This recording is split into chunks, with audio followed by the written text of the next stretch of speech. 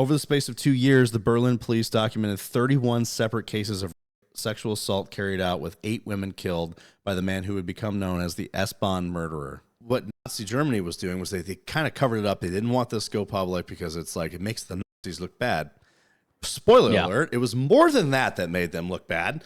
It was a lot. It was a lot, you know. The wildest statement. It says no racially pure German could possibly be responsible for such outrageous cruelty. So the Nazi Party officials, these heinous crimes could only be the work of a foreign laborer or local Jews. No racially pure German could possibly be responsible for such outrageous cruelty. Spoiler That's alert. a wild statement. Your racially pure leaders were very responsible for such cruelty. Far worse. Far worse in ways.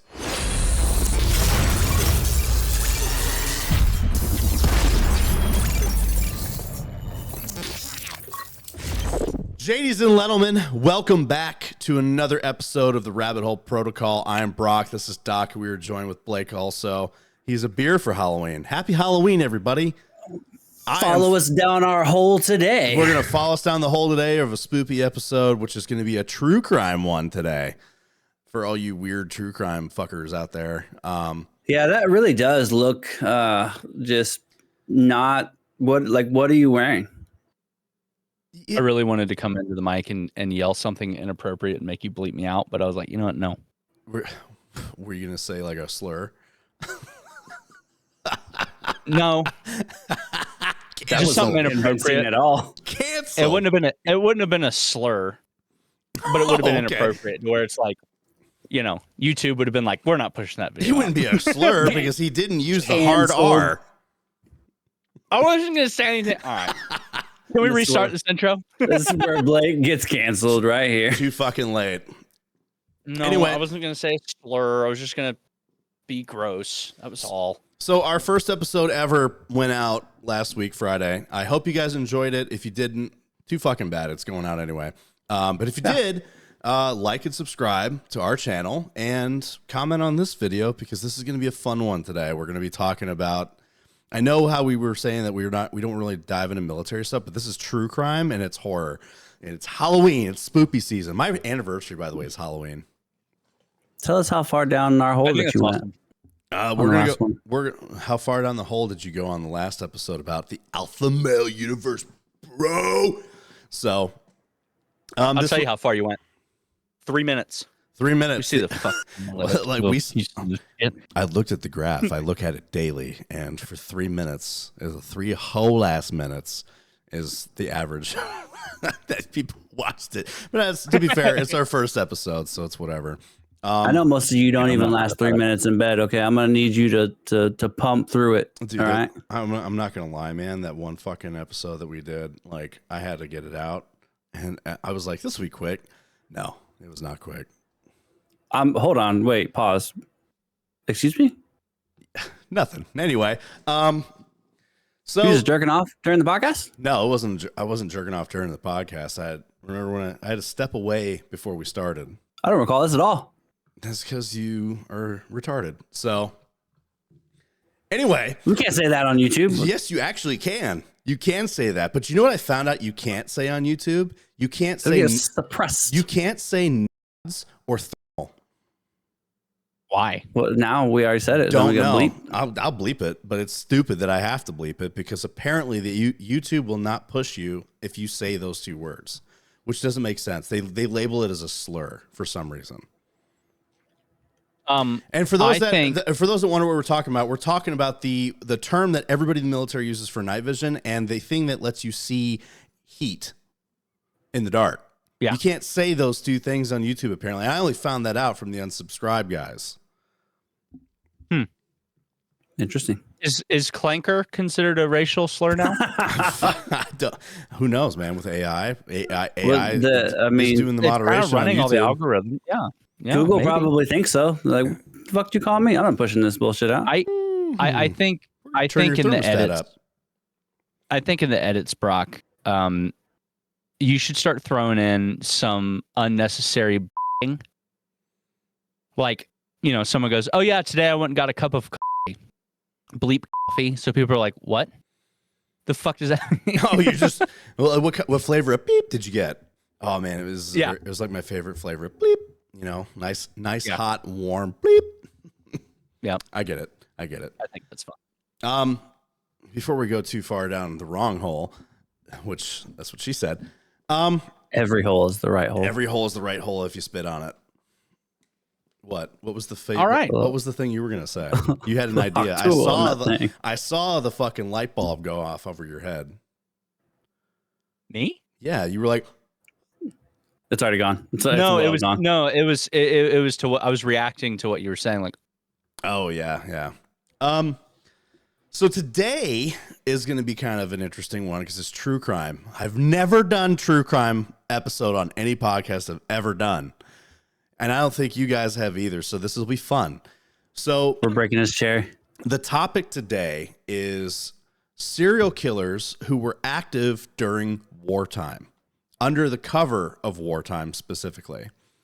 Now, funny enough is almost all but one of these happened roughly around the same time, but in different continents. Well, not different continents, different countries, but they happen around the same time.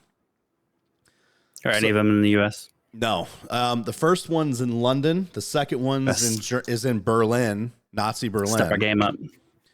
And the third one is in Australia, and that one was a U.S. soldier that did that one. I'll count it. And the last one, I don't think she was during war because it showed up that she was. I think it might have been during World War II, but she was in Italy. And the only reason why I'm going to bring, and she wasn't like a soldier, airman, or nothing. She was just a civilian who just happened to be killing people. And we'll dive into why and what she did with their bodies afterwards because it's kind of insane. And the first guy that we're going to talk about the way he got caught. Every vet will resonate with how stupid it was on why he got caught. He lost his CAC, didn't he? He lost some SI, that's for sure. Some sensitive items. He left some. That's not where I thought that was going. So it was close. I mean, your CAC is a sensitive item. So you're right. It is, and it will be protected at all costs. He went to SIF. SIF denied him. Put a cup over your CAC. Yes. Okay? Protect your CAC. Protect your CAC at all costs. So, ladies and gentlemen, are you ready to dive down this fucking hole? Yeah. Do you want to lick it first before we jump down, or do you want to just jump into it dry? No. Just get on in there. All right. Get going. Start a fire. So the first one we're going to talk about is Gordon Cummins. Gordon what? Gordon Cummins. So Gordon Cummins was a Royal Air Force airman during World War II. They also known as the Blackout Ripper. So the Blackout Ripper was a killer in wartime London. And the reason why he got this name is because he killed during the blackouts during World War II. So in World War II in Europe, London was getting bombed like crazy. Berlin was getting bombed. Everybody was getting fucking bombed. So the thing that they would do to make sure that the bombers couldn't see targets very well at night, because the bombings were happening at night, was black out the whole grid. So you couldn't see the buildings within the city. So you couldn't hit certain targets and shit. And that's why the blackouts happened. He's basically just a new Jack the Ripper. So it's, yes. Which even though nobody really knew who Jack the Ripper was. They do now. His identity got discovered. They figured it out through DNA. What? Are we 100% sure about that? Yes. They actually verified, because there was Jack the Ripper left behind DNA. But of course, they never were able to figure out who. And I can't remember. Was it semen? No. I don't know. Probably something. It was something that was DNA. They linked his DNA with a relative, and then they looked deeper. And how do they know a relative? Funny enough, Jack the Ripper I think he was a barber. How do we know a relative if we didn't know who the fuck he was? That's actually interesting, because isn't the Sweeney Todd based off of Jack the Ripper, like loosely? I don't know. Wasn't that the idea behind Sweeney Todd? I know Jack the Ripper is not a fucking topic, but do you want to talk about who he was? Like how they discovered him? I would like to know. This is news to me, and I'm sure news to anybody watching this. Because this guy is is referred to as a new Jack the Ripper. So we'll do it after. You want to do it at the end? Yeah. We'll save it for the end. We'll tie it in. All right, stick around for the end. We'll talk about who Jack the Ripper really was, but I was sure that those are like, I'll just fucking Google it. But stay here and watch with us, and let's see their reactions to who it was. Sit your ass down and listen. So, the Blackout Ripper, Gordon Cummins. So, a murderer in the midst of chaos. The dark days of the Blitz was a time when the nation did its best to pull the trigger. By the way, I am reading off of articles with this. This one's from Crime Investigation. So the dark days of the Blitz was a time when the nation did its best to pull together the face of an enemy determined to obliterate London and other cities throughout the country. As Londoners lived in fear of the Luftwaffe raining bombs down on the capital, and daily life was made tough with food rationing and lack of basic necessities, the last thing its citizens needed was another vicious killer using its streets as a hunting ground. Just 54 years after Jack the Ripper plied his sadistic trade in carving up 5 women in London streets, another spree killer appeared in the shadows. This time, the fiend who attacked up to 7 women over 6 days during the cold February was eventually caught and identified as 27-year-old Gordon Frederick Cummins. Really? Only 5 women? For Jack the Ripper? He killed, only 5. I mean, everyone... But at the time, that was kind of a thing that was like, that didn't happen. People didn't do that shit. So it was a big deal. Now, realistically, you only need to kill 3 to become a serial killer, to be counted as a serial killer. Dexter taught me that one. I eat cereal every day. It's not the same. So a new Jack the Ripper. During 57 consecutive days of aerial bombardment, the strict regulations of the blackout, which all citizens had to regimentally observe, allowed a psychopathic Cummins to carry out an orgy of obscene violence against women, going about their business. I just want to say this is the best that Brock has ever read in the entirety of any podcast we've ever done. I'm reading slow. I got my finger over each word. So whether or not the married Cummins, who had enlisted in the Royal Air Force, was serving as a leading aircraftman, I was like, what is an LAC? Sorry, I've got like a whistle in my throat. Was inspired by Britain's most infamous serial killer, Jack the Ripper. His misogynistic matter of mutilation and killing shared a similar sadistic MO of the Victorian slayer of prostitutes in 1888. In less than a month, during the spate of puzzling murders of mainly prostitutes, the mystery ghoul who preyed on vulnerable women at night in unlit streets was given the moniker the Blackout Ripper by the press. All these harlots going down. So the first murder. On a cold Sunday morning, 8th of February, 1942, one Chief Superintendent Frederick Cherrill, known as Fingerprint Man, I don't know why, was called on an air raid. What an interesting fucking name for a detective, the Fingerprint Man. Maybe that's like his main thing. He discovered you off of fingerprints. That's like his main thing. Oh, I do say, mate. I like good fingerprints. I do Australia more than I do London. Good day, Governor. You're doing great. You're doing great. But constable. Okay, where was I? So he was called to the air raid shelter. That's where he is. So this is where the first victim was found. So the Fingerprint Man, Frederick Cherrill, was called to an air raid shelter where the body of 40-year-old pharmacist Evelyn Hamilton was found face up in a gutter. Cherrill had been head of the fingerprints department, so that's why he was Fingerprint Man. If I'd have read further, I'd have found that. Yeah. He was head of the fingerprints department since 1938 and always insisted on visiting crime scenes himself, armed with a magnifying glass. That's so Sherlock. Just imagine a guy with a magnifying glass going around everywhere just looking for things. That's like the most stereotypical fucking like detective shit that you would see nowadays. This is where it originated. Apparently, he's the original magnifying glass guy. I bet he's where all the stories come from. Yeah, possible. He's called the Fingerprint Man. He should be called the Magnifying Glass Man. So Cherrill, Detective Sidney Birch, who formed a formidable partnership together at Scotland Yard in the fingerprint department, both suspected at first that Hamilton was the victim of theft. She had been found. I really thought that it was going to be a different department, honestly.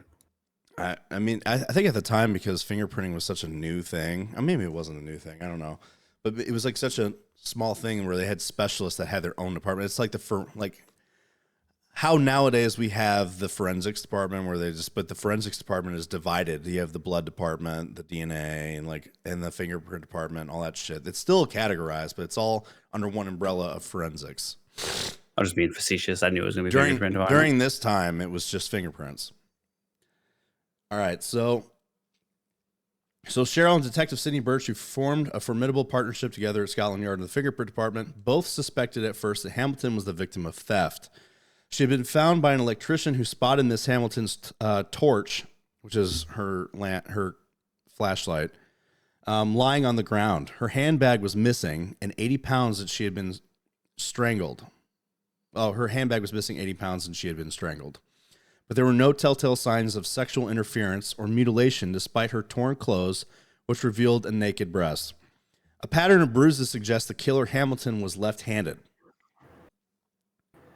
So, fingerprint genius. Yes. Superintendent Cheryl was in fact what? So fingerprinting did become a thing in like 1892, and England first started using it in 1901. So it's like 40 years prior to this. So if you would have just shut the fuck up and let me continue, I would have been able to explain that. But I will go on. Oh wow, it's really there? That's crazy. So Superintendent Cheryl was, in fact, a pioneer finger and palm print expert and had already played an important part in the evolution of fingerprint forensics. So he had a hand in this whole process. I see what you did there. I did. That was completely unintentional, too. I like that I did that pun. That was an accident. So Cheryl's genius was identifying single fingerprints at the scene of a crime, which at times was difficult to undertake due to the lack of expertise. But by 1942, the Met's Bureau of Records, through the efforts of Cheryl, had thousands of fingerprints on file. So this dude was just fucking lifting prints off every crime that he was investigating. That's why he was called the Fingerprint Man. He was just like he's creating a database. That's exactly what he was doing. He was making a fingerprint database. Pretty cool. Well, I'm sure, because he sounded like he was a pretty forward-thinking individual, where it was just like, this is probably going to become useful one day, which is a stark difference of investigators in the 60s, 70s, and 80s, because at that time, when you had other serial killers like the Hillside Strangler, they fucking all overlooked so much evidence, right? They didn't even think about certain things like DNA and shit. They eventually caught the guys, I should say. But DNA, like BTK, that was another one. They never really collected fucking DNA evidence. Imagine the database at this time, though, because it wasn't digital. So you had to have all of these files and records. It was all paper. Just piling up everywhere. And it was probably in its own individual section where Constable whatever the fuck, or Cheryl, was like, hey, don't touch this shit.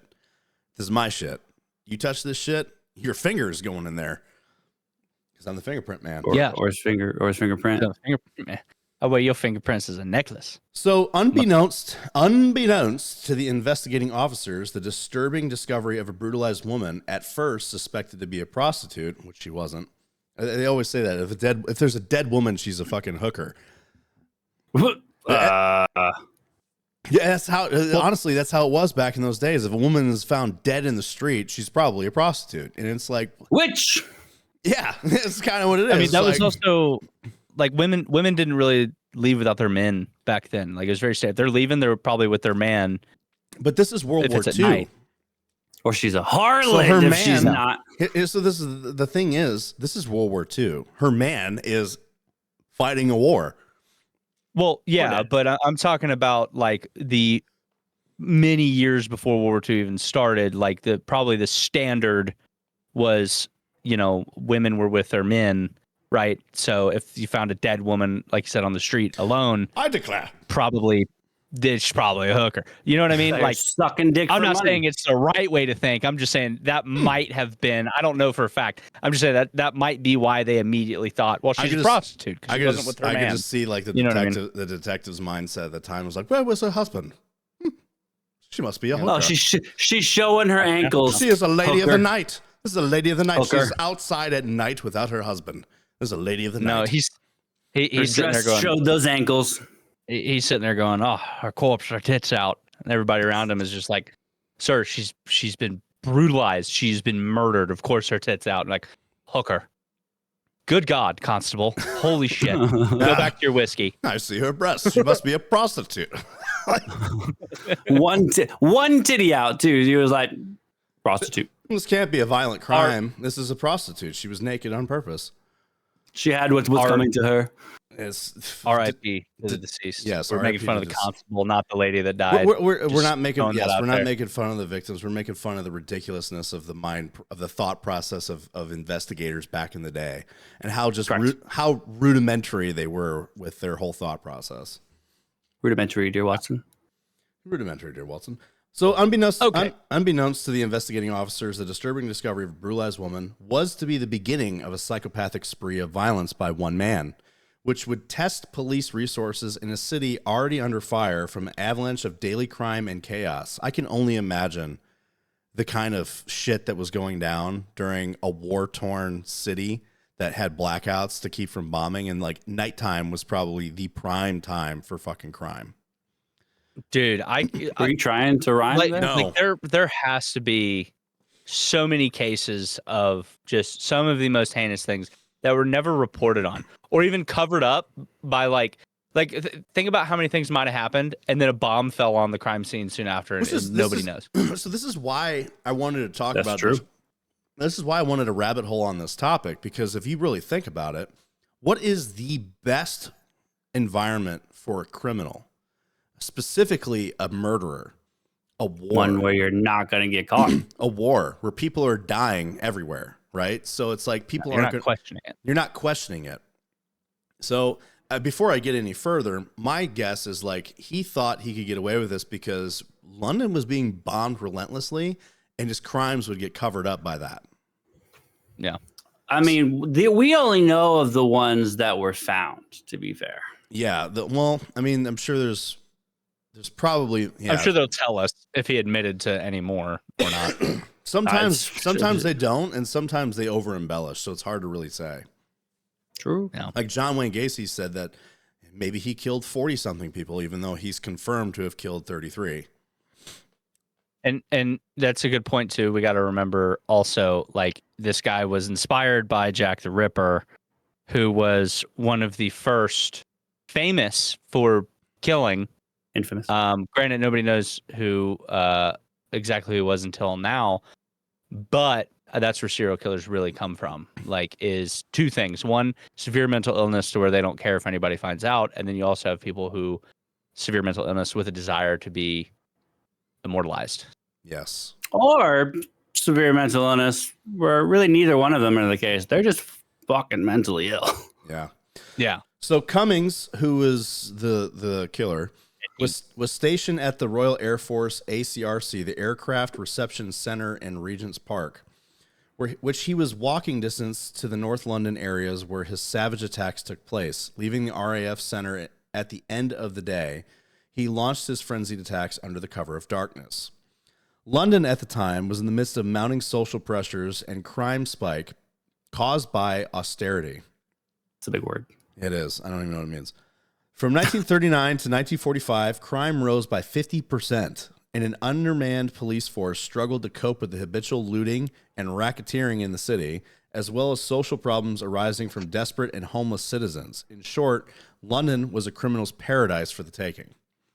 So austerity is a set of economic policies involving government spending cuts and tax increases due to budget deficits. And fucking Europe was under a massive budget deficit because they were just spending all their money and resources for the war effort. Even the U.S. was. So frenzied attack, the second murder. Barely 24... we were making jobs, though. Yeah, we were. Barely 24 hours after the grim discovery of Hamilton's strangled body, a new victim of what can only be described as a frenzied assault of perversion was uncovered on Monday 9th of February. It didn't say of February, I just added that. Yeah. Discovered by two meter readers as they were let into the Soho flat. What? I just calling them meter readers. Well, yeah, they were like, I don't know what meter they were using, parking meter. I don't know. I'm assuming, yeah. So these 2 meter readers were let into a Soho flat.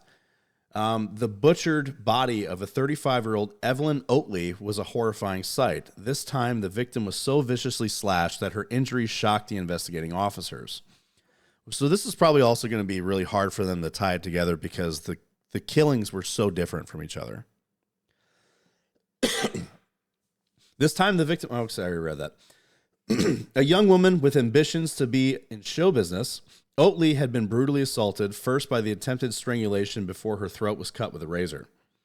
The tragic irony about Oatley's sad and brutal demise is that she only had started bedding older men out of the fear of sleeping alone during the Blitz. Oh, hold on. Never mind. Continue. Preferring mature men in the belief that she was less likely to encounter aggressive and violent sexual partners, she had relaxed her rule the night that she met the charming Cummins. Okay. Now, I don't want to be that guy that says this, but those... She was asking for it? No, of course not. She was not asking for it, but I'm saying... I thought that was my question. Is that where you're going with this? I feel like that she may have actually been a prostitute. Probably. Well, it just confirmed that she had rule, like she just went with older men. She was usually around, she like would sleep with different older men because of what's that betting? It doesn't necessarily she was doing it for money. Yes, that's true too. She could have just been a hoe. I am completely speculating on this. I'm just saying that like it sounds like she could have been, and they're just trying not to say it to kind of, for obviously respect to the victim. Okay. Understandable. So I mean, if she was it doesn't matter. She did not deserve to die this way. She did not deserve to be murdered, regardless of whatever she was. Just let her be a hoe. Thing. It's such a normal thing nowadays that it's just like, who gives a shit? You know what I mean? So sadistic mutilation. It's legal in Nevada. So the most grotesque and evil act by Cummins on Evelyn Oatley was that while she was still alive and dying, he abused her body with curling tongs before continuing mutilation with a can opener. What the hell are curling tongs? I want to say like stuff to curl hair with. That's what I thought, but there's no way they had that back then. Let me look real quick. Apparently I'm fucking wrong. Yeah, no, it's for your hair. It was a curling iron. Curling tongs, 1942. So a torch was later found to have been inserted in her, and this wasn't... Oh, they're a little bit different. They almost look like scissors. Okay. So a torch, which is a flashlight, was later to have found to have been inserted into her. This wasn't just murder on a pathological level, but the act of a psychopathic maniac who despised women and derived pleasure from inflicting humiliating pain. Masochism. Yes. Leaving the can opener on display next to the body revealed the level of sadism not witnessed. Sadism. Were you trying to correct me as I'm reading? No, I'm correcting myself because I had it wrong. Not witnessed since the repulsive slayings of women in London streets almost 60 years earlier, perhaps due to the visceral nature of Oatley's attack, which involved sexual perversion and mutilation. It was not linked by the police to that of Evelyn Hamilton's earlier brutal murder. Well, like I said, different methods of murder. Obviously, it's going to be very hard to connect to because it's like usually serial killers stick to the same thing. There's always a similarity in each of their victims. This one had How far apart were they? 24 hours. Oh, yeah, that's going to be kind of hard. Well, not necessarily hard, but most people aren't generally going to be like, it's probably the same person. Yeah, and that's the thing. It's like, it's really hard to say that, like, early, especially that early on. It's like 24 hours later, like another person was murdered in a way different way. You're not going to connect those dots. Nah. So Oatley had possibly turned into casual prostitution to make ends meet. So, okay. After trying to fulfill a dream of becoming an actress in what was still a vibrant West End. Her desperate... It was casual prostitution versus non-casual prostitution. I don't know. Offering sexual services for money wasn't uncommon. Street prostitution was an open affair during the war, and the exchange of money for sex didn't become illegal until 1959. Wow. Yeah, interesting. In the hard times of Also, war... What? I was just going to answer, casual prostitution is just once in a while, not your full-time job. It's like part-time prostitution. So in the hard times of a war-torn city, touting for customers was far from subtle. Prostitutes would often use torches and lighters, which are flashlights, everyone they keep calling it a torch, to attract potential clients in the dark streets, devoid of any kind of illumination which suited both the street girl and the client. Sexual was it given like SOS signals? Like, yeah, pretty much. Suck pretty your much. dick. No, like just basically like, hey, I am open for business. Okay. Yeah. And then like whoever so are comes, her legs. you know, here we go. We're talking. This is a victim. God damn you. No, I'm talking about the signaling. Stop distracting me, damn it. So sexual activity would often take place in the dark doorways and alleys where the likelihood of disturbance was remote, particularly during a blackout. But it was a dangerous occupation due to both a climate of desperation, poverty, and increased number of men from the services eager to perhaps use sex as a temporary distraction from their fears and frustrations. Forensic investigation. The first step in the forensic investigation was the grim task of analyzing the instruments found on Oatley's Wardour Street flat that were used on her body. Fingerprint expert Cheryl's unique skills at a time of limited forensic know-how uncovered the first clue of the killer, a single fingerprint on one of the instruments. Although no matches could be made against the Met's substantial record of prints, what Cheryl deduced, dude, he had to go through all of his records manually. Imagine that. And look at the there's no digital file base. Like, look at this. Find me a fucking match. And you're going through warehouses of shit. He's literally looking through, like with a magnifying glass, the similarities of fingerprints in his entire fucking file. All the files. You know how hard that is, dude. I'm sure being the fingerprint guy, you have a massive team behind you to do that with you that you've trained. No, there was only a couple. It was such a young thing. Like it was such a new thing for them to do. I mean like interns, dudes that need a quick job for a penny a day. Well, most of the dudes were just at like war, here, so. Look at this. All right, cool. You know what I mean? Well, I mean, it could have been females. It could have been anyone. I'm saying it wasn't just him and probably one other guy, because it did say he had thousands of fingerprints. I'm sure they had, a team of at least 10. Think like how similar fingerprints look. Especially to the average person, you're just looking at all these fingerprints, and you're just trying to find what the fuck I'm looking at. Like how I would lose my mind. Just like tunnel vision in a sense, but like fingerprint vision. This makes me want to go watch a YouTube video on how to differentiate fingerprints, and I got a feeling you could learn a lot in 20 minutes. Probably. On how to read them. Find a fucking YouTube video on how to make meth. So next episode. So, although he couldn't find any match of prints, what Cheryl deduced was that this second murder was also carried out by a left-handed person. Cheryl and Detective Sidney Birch closely working. How do you know they're left-handed though? Based on probably the pattern of the print. So if you look at your fingerprints, right, on your right and left hand, like especially your thumbs point in opposite directions. Like the print on your thumbs point in different directions. Well, I would say too, because he said also carried out by a left-handed assailant. But they didn't find a fingerprint to the second one. I'm sure another way, and obviously you're right about the fingerprint thing. I'm saying another way, maybe there was more damage done to the left side of the victim's body from him wailing on her. Right? Yes. To say that he's probably predominantly left-handed. Look at us fucking weird autists looking at our fingerprints to see if they actually do like go in different directions from each other on each hand. Anyway. Also, I'm left-handed. I could be related to this guy. Who knows? Oh my God, you're a lefty. So Cheryl and Detective Sidney Birch, closely working together in the same office, knew they had a fingerprint of a killer who may also be responsible for the murder of the first victim. But they only had the one print. Hang on. To verify the supposition, they still needed a match, but took a wild punt at the same man was responsible for both vicious assaults. The hunt was now on for one person. So they assumed because it was a left-handed person. They basically went off. That's a mighty assumption right there. Wait, this is random question, random rabbit hole here. Left-handed people, has there been an influx in left-handed people? Like, was being left-handed more rare? Probably. At Being one left-handed time? is more rare now. Is that? No, I know it's more rare. I'm saying compared to now versus then, like, is being left-handed biologically a deficiency?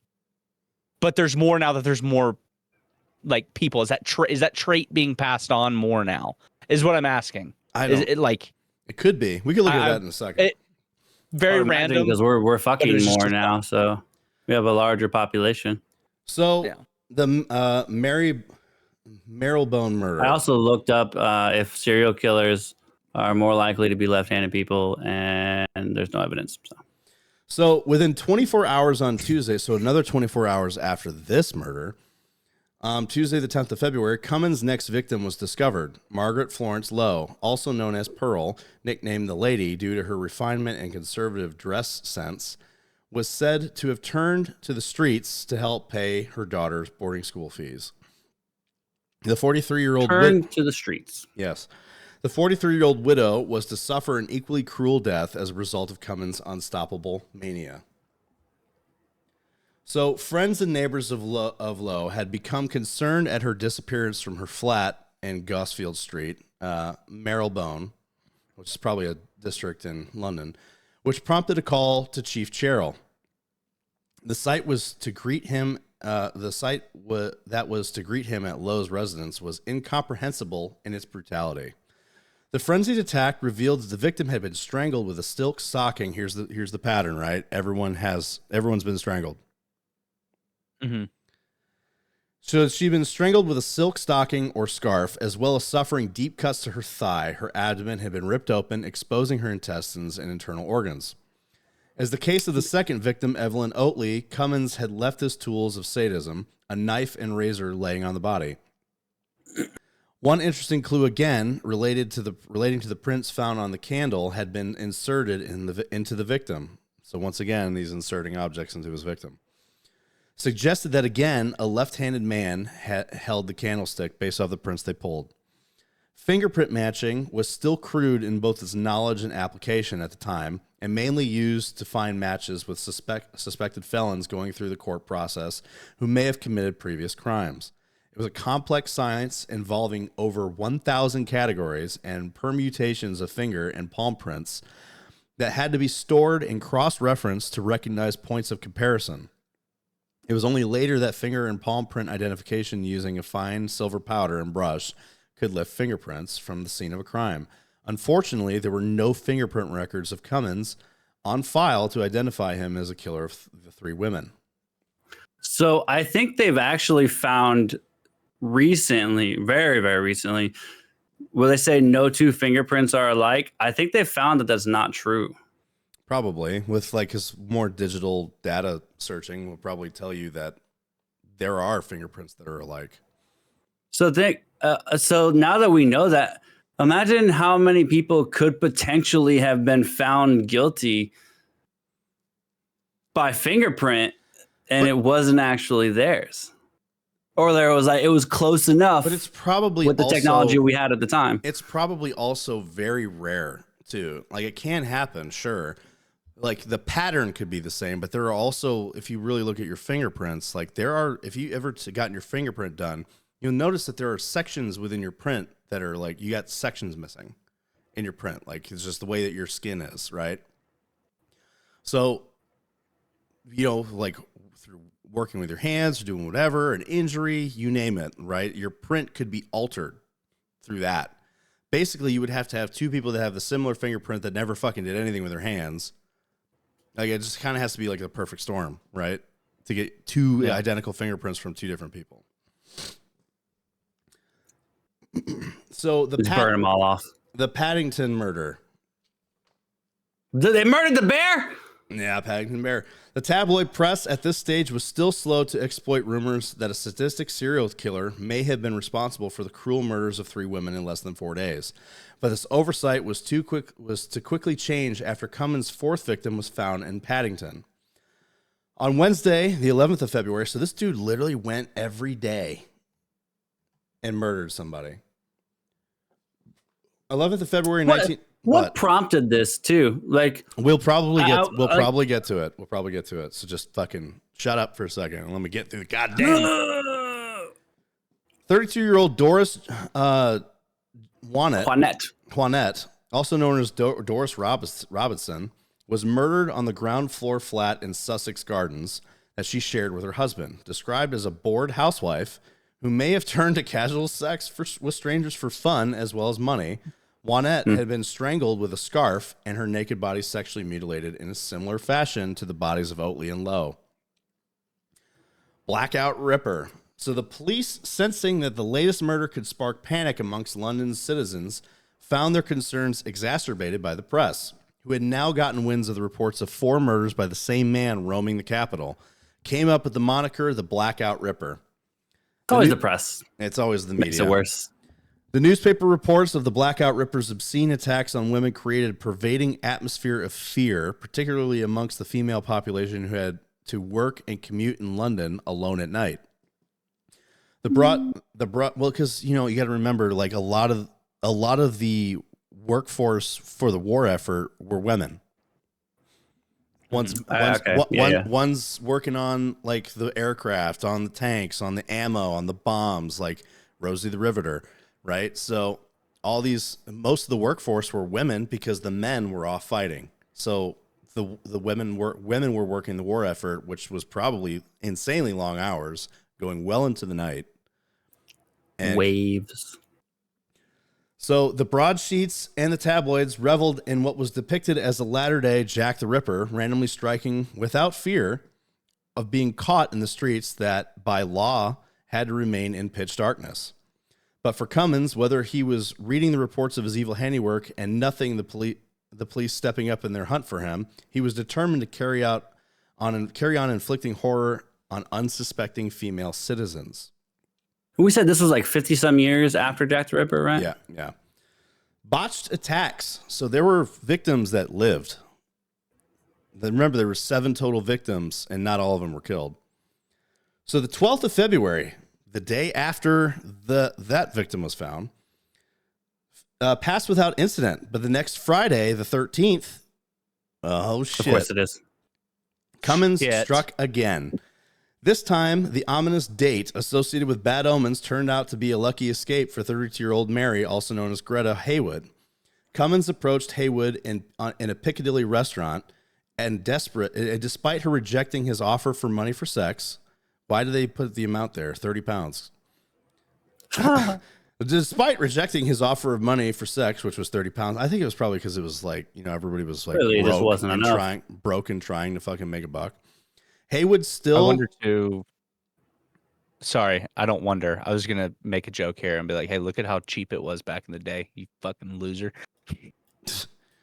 Yeah. Sorry, that was mean. I don't know how much 30 pounds is. I don't know either. 30 pounds. I don't know. Haywood still accompanied the killer into the dark streets. Once away from the crowds, and superficially charming deviant grabbed Haywood, pushed her into the dark doorway, and tried to put his hands inside her skirt. As Haywood resisted and tried to fight him off, she fell unconscious. Just as Cummins was about to carry out another repulsive act of savagery with the torchlight, he was about to, insert an object again. Sodomize. Held by an 18-year-old night porter, shown. What was that? Oh, I'm sorry. Never mind. He wasn't doing that. When he was carrying out the act, a flashlight held by an 18-year-old night porter shone into the doorway and prompted Cummins to run away. So someone actively what? That motherfucker in today's money offered her the equivalent of $2,000, bro, and she said, "Fuck no." She's a classy woman. In the middle of a wartime. That's actually like impressive. Her to be like, "Hell no, get away from me." I think he might have talked her. That's very self-respecting. Well, she still went with him, which means that she probably like was like, "Fine, fuck it." Or very stupid, because I'd be, if someone offered me that kind of money, I'd be like, my asshole's open for business. So basically, during the act, someone had shine a light on them and caught them, and he ran. So his bloodlust unsated, Cummins continued to prowl the streets looking for victims when he happened across streetwise prostitute Catherine Mulcahy near the Paddington station. At first, Cummins appeared personable and respectful, offering Mulcahy £5 for her services back at her flat. He offered her £5 and the other one 30. Well, wow. I'm willing to bet. Remember, he said met her in a restaurant. So he probably was like, I'm going to have to offer her more because she's not working the streets. Probably. You know what I mean? He's like, maybe I can more of a persuade classy her. lady. You know, and maybe he was trying to break the MO. Maybe. You know what I mean? I don't know. On entering Mulcahy's home, she wisely kept her boots on as Cummins soon reverted to type and tried to strangle her. The quick-thinking Mulcahy kicked him hard in the shins, prompting Cummins to stop and bizarrely gave her another £5 note before running away. He gave her more money and then was like, sorry, and then ran. That was hush money right there. Also, £5 back then in 1940s to now is 357 pounds. Interesting. So, like, you know. Imagine just like you get kicked in the shin and you're about to get strangled, and then the guy just leaves you another $300 and then just runs away. Yeah. But in Cummins' hurry, the manic left behind a second clue in the form of his belt. This thing is giving very Ted Bundy-ish vibes, though. A little bit. So the first clue, not at the time acknowledged with any great significance, was left behind during the unsuccessful attack of Mary Haywood in Piccadilly. Due to the interruption of the teenager night porter, Cummins had made a crucial error in leaving his service respirator or his gas mask behind.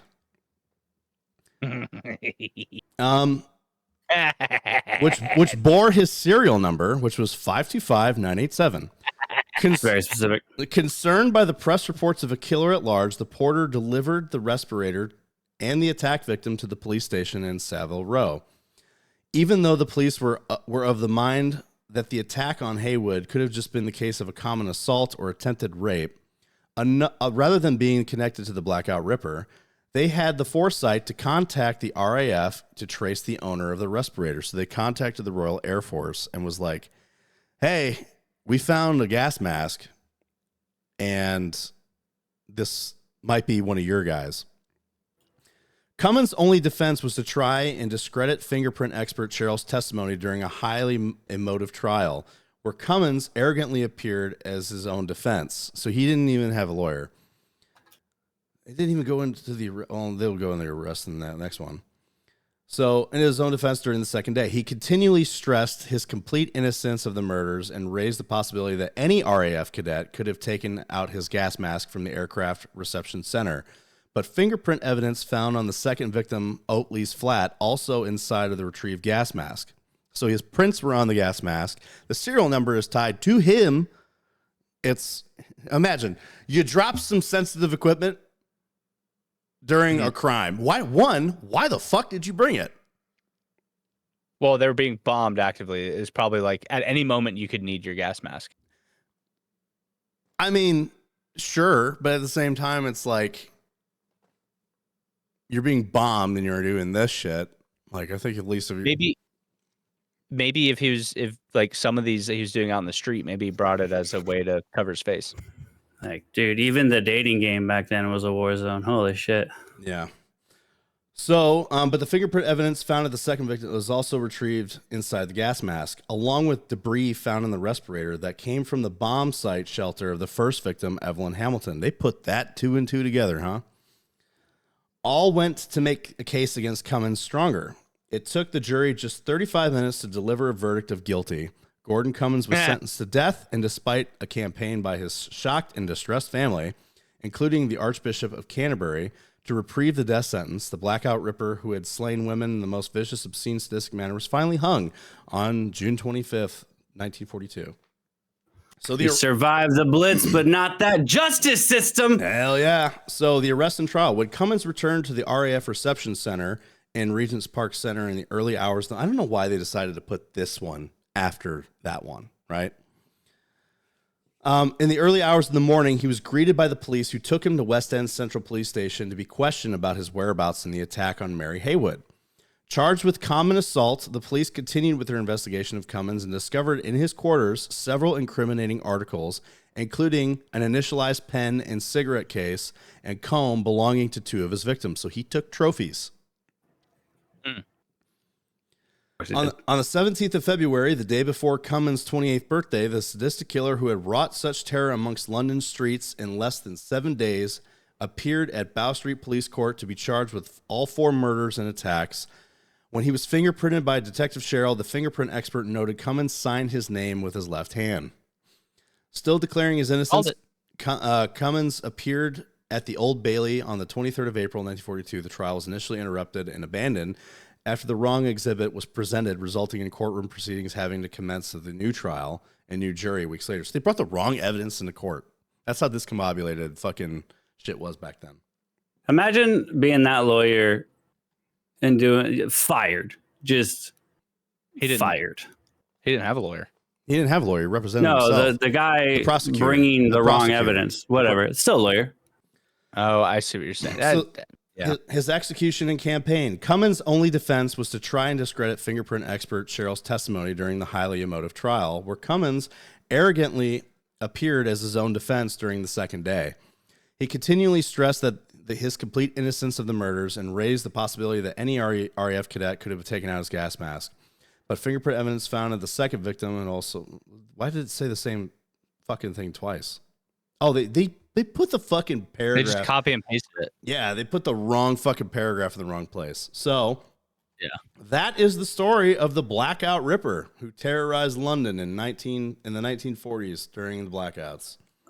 Imagine killing like 8 people and then going to court and being like, I don't need representation. I got this. So for the viewers, because I'm sure they're curious of what he looks like, because every time I watch any kind of true crime shit, I am always curious of what these fuckers look like. This is what that gentleman looks like. The Blackout Ripper. I mean, he lived in color, but, you know. Do we want to look at Jack the Ripper for a quick 5 minutes? Yeah, we can. Yeah, when did he get fucking found out who he is? I'm so curious. So historian who discovered, let me double check this real quick. So the historian who discovered Jack the Ripper's real identity says it's 100% him. DNA was on the victim's shawl linked back to this guy. So how do you find DNA back then? They skin, sweat, whatever. I don't know. So, a historian and true crime sleuth may have cracked the case for the ages, sharing his bombshell findings with News Nation's Banfield Friday night. Russell Edwards identified a 100% DNA match to locate the real identity of serial killer Jack the Ripper. The infamous killer who terrorized London women may have been a 23-year-old Aaron Kaminsky, who had long been considered a suspect at the time. Without a doubt, 100% it's him, he said, who in 2007 bought a shawl that was found at the scene of the murder. So Kaminsky was a Polish immigrant who became a barber in Whitechapel, England, and was in a mental health facility with schizophrenia at the time of his death in 1919. It's always schizophrenia. A composite drawing was done to recreate his image. So for the viewers, this is what the composite drawing shows. So the face is a facial reconstruction by an expert of family photos that were given to me by one of the family members, by one of his descendants, he said, which that's actually what he looked like. So with the evidence we have, we can actually place Aaron Kaminsky at the murder scene. So the most interesting piece of evidence, he said, was the 9-foot-long, 2.5-foot-wide shawl that helped bridge history's mystery with forensic DNA. It was in a police filing cabinet for over a decade, according to Edwards.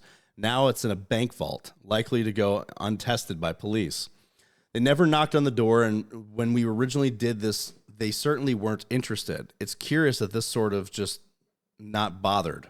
They were just sort of unbothered by it. The curious case of Jack the Ripper became not a British fascination, not an American fascination, but a global one. It's the eternal whodunit.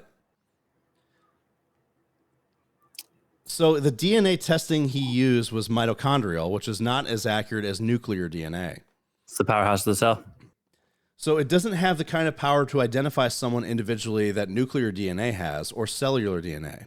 We have the second problem with the fact that DNA is degraded over the years. The shawl was used for testing and was not preserved as evidence all these years. What about all the other people that touched this item in the 137 years between the date and the murder was tested? The information just isn't there in the science to be able to know exactly when the DNA was deposited and by whom. So my first question, as before we even started, was, did this guy write a book? And halfway through the article, it said Edwards turned his discovery into a book, and that just makes me skeptical. I mean, a little bit. I don't think we know who done it.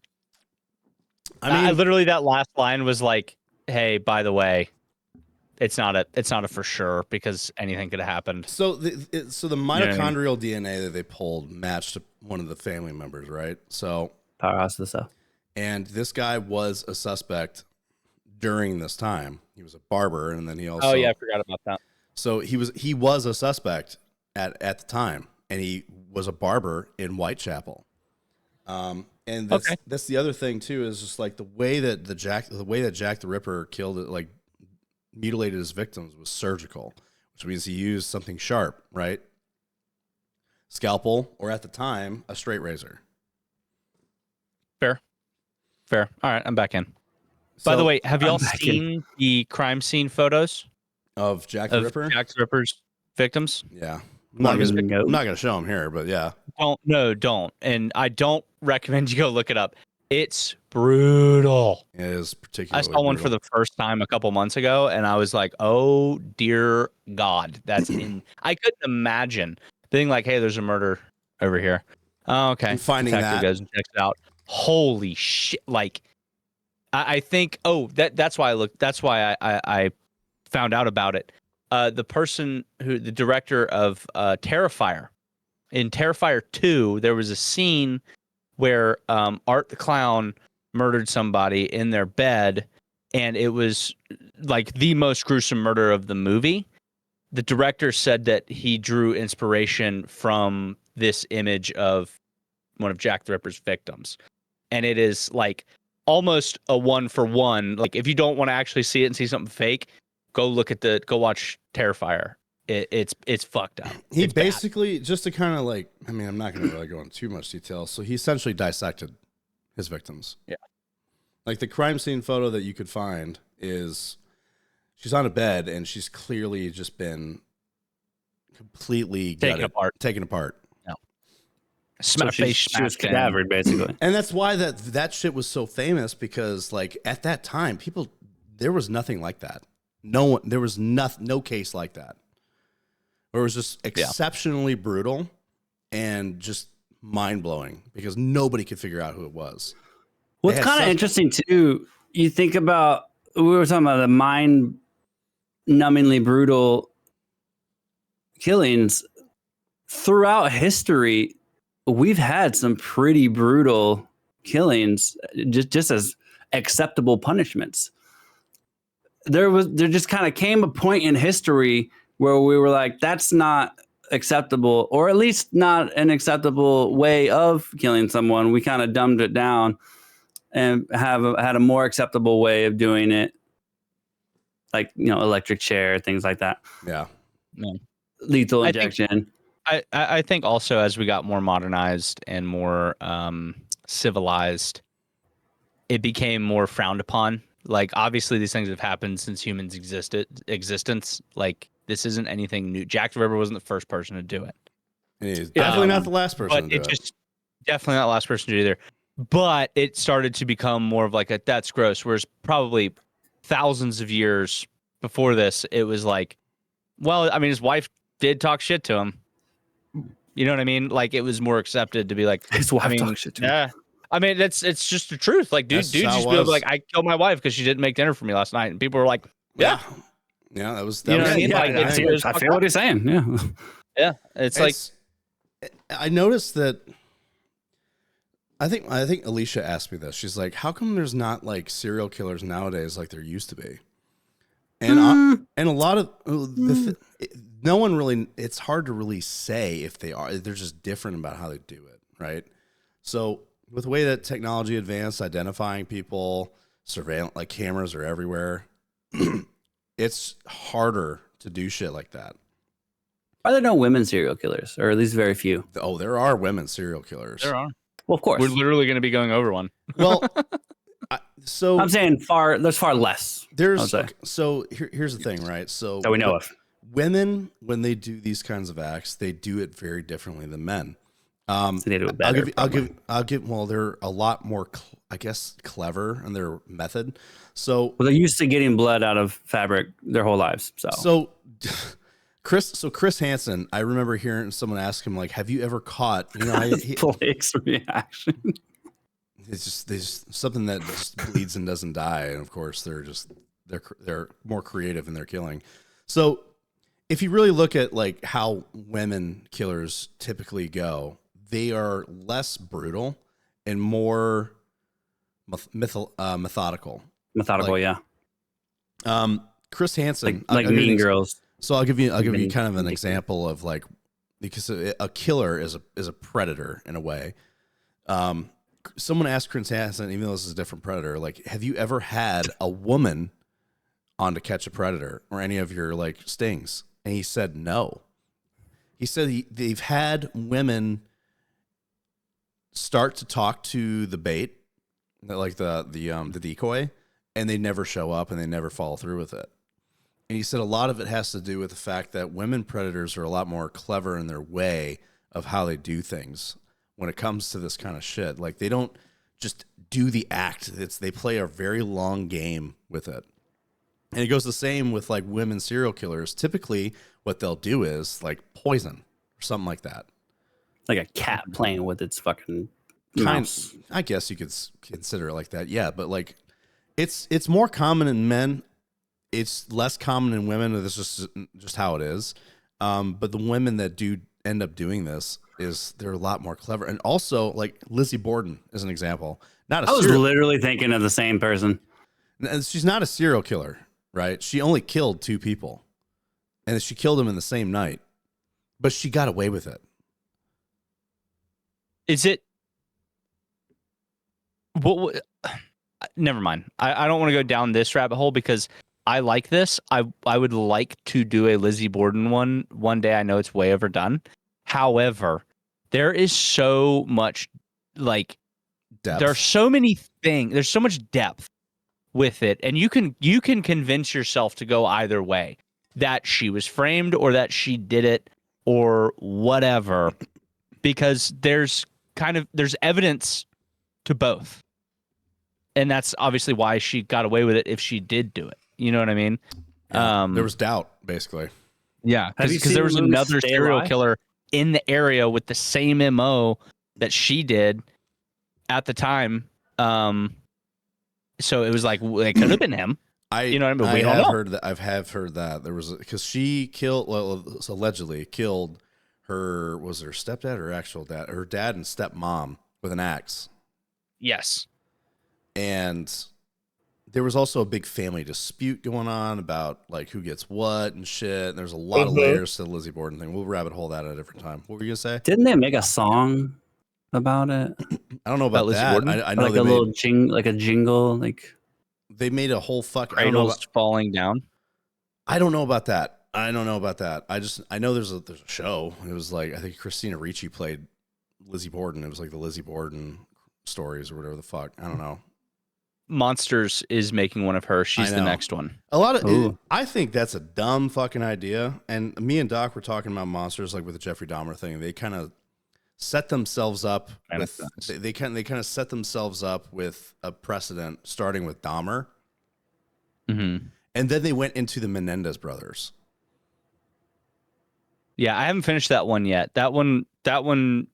It's good. That's an interesting case. But it's an interesting case. I'm also noticing since the Dahmer one, they've kind of gone the routes with both the Menendez brothers and Ed Gein of trying to humanize and sympathize, or not humanize and empathize with the killer. Yeah, in a way. Yes. So And I and wonder, Dahmer, it wasn't like that with Dahmer because it was just like you couldn't empathize with that ever. well, Kind of. here's the Strangely. thing. Here's the thing, though. The target wasn't to empathize and sympathize with Dahmer. The viewers did that. If you remember, it came out and TikTok, just like with the Ed Gein one, people are making memes about it and making jokes and dressing up and cosplaying. See, as that's different the because actor of Dahmer was so fucking weird, especially in that show. He was portrayed as so odd that it was just like a meme, right? I was like, relax, I just want to take some pictures, shit like that. It was just, it was like, yeah, he did that shit. It was horrifying, but at the same time, it was like weird, right?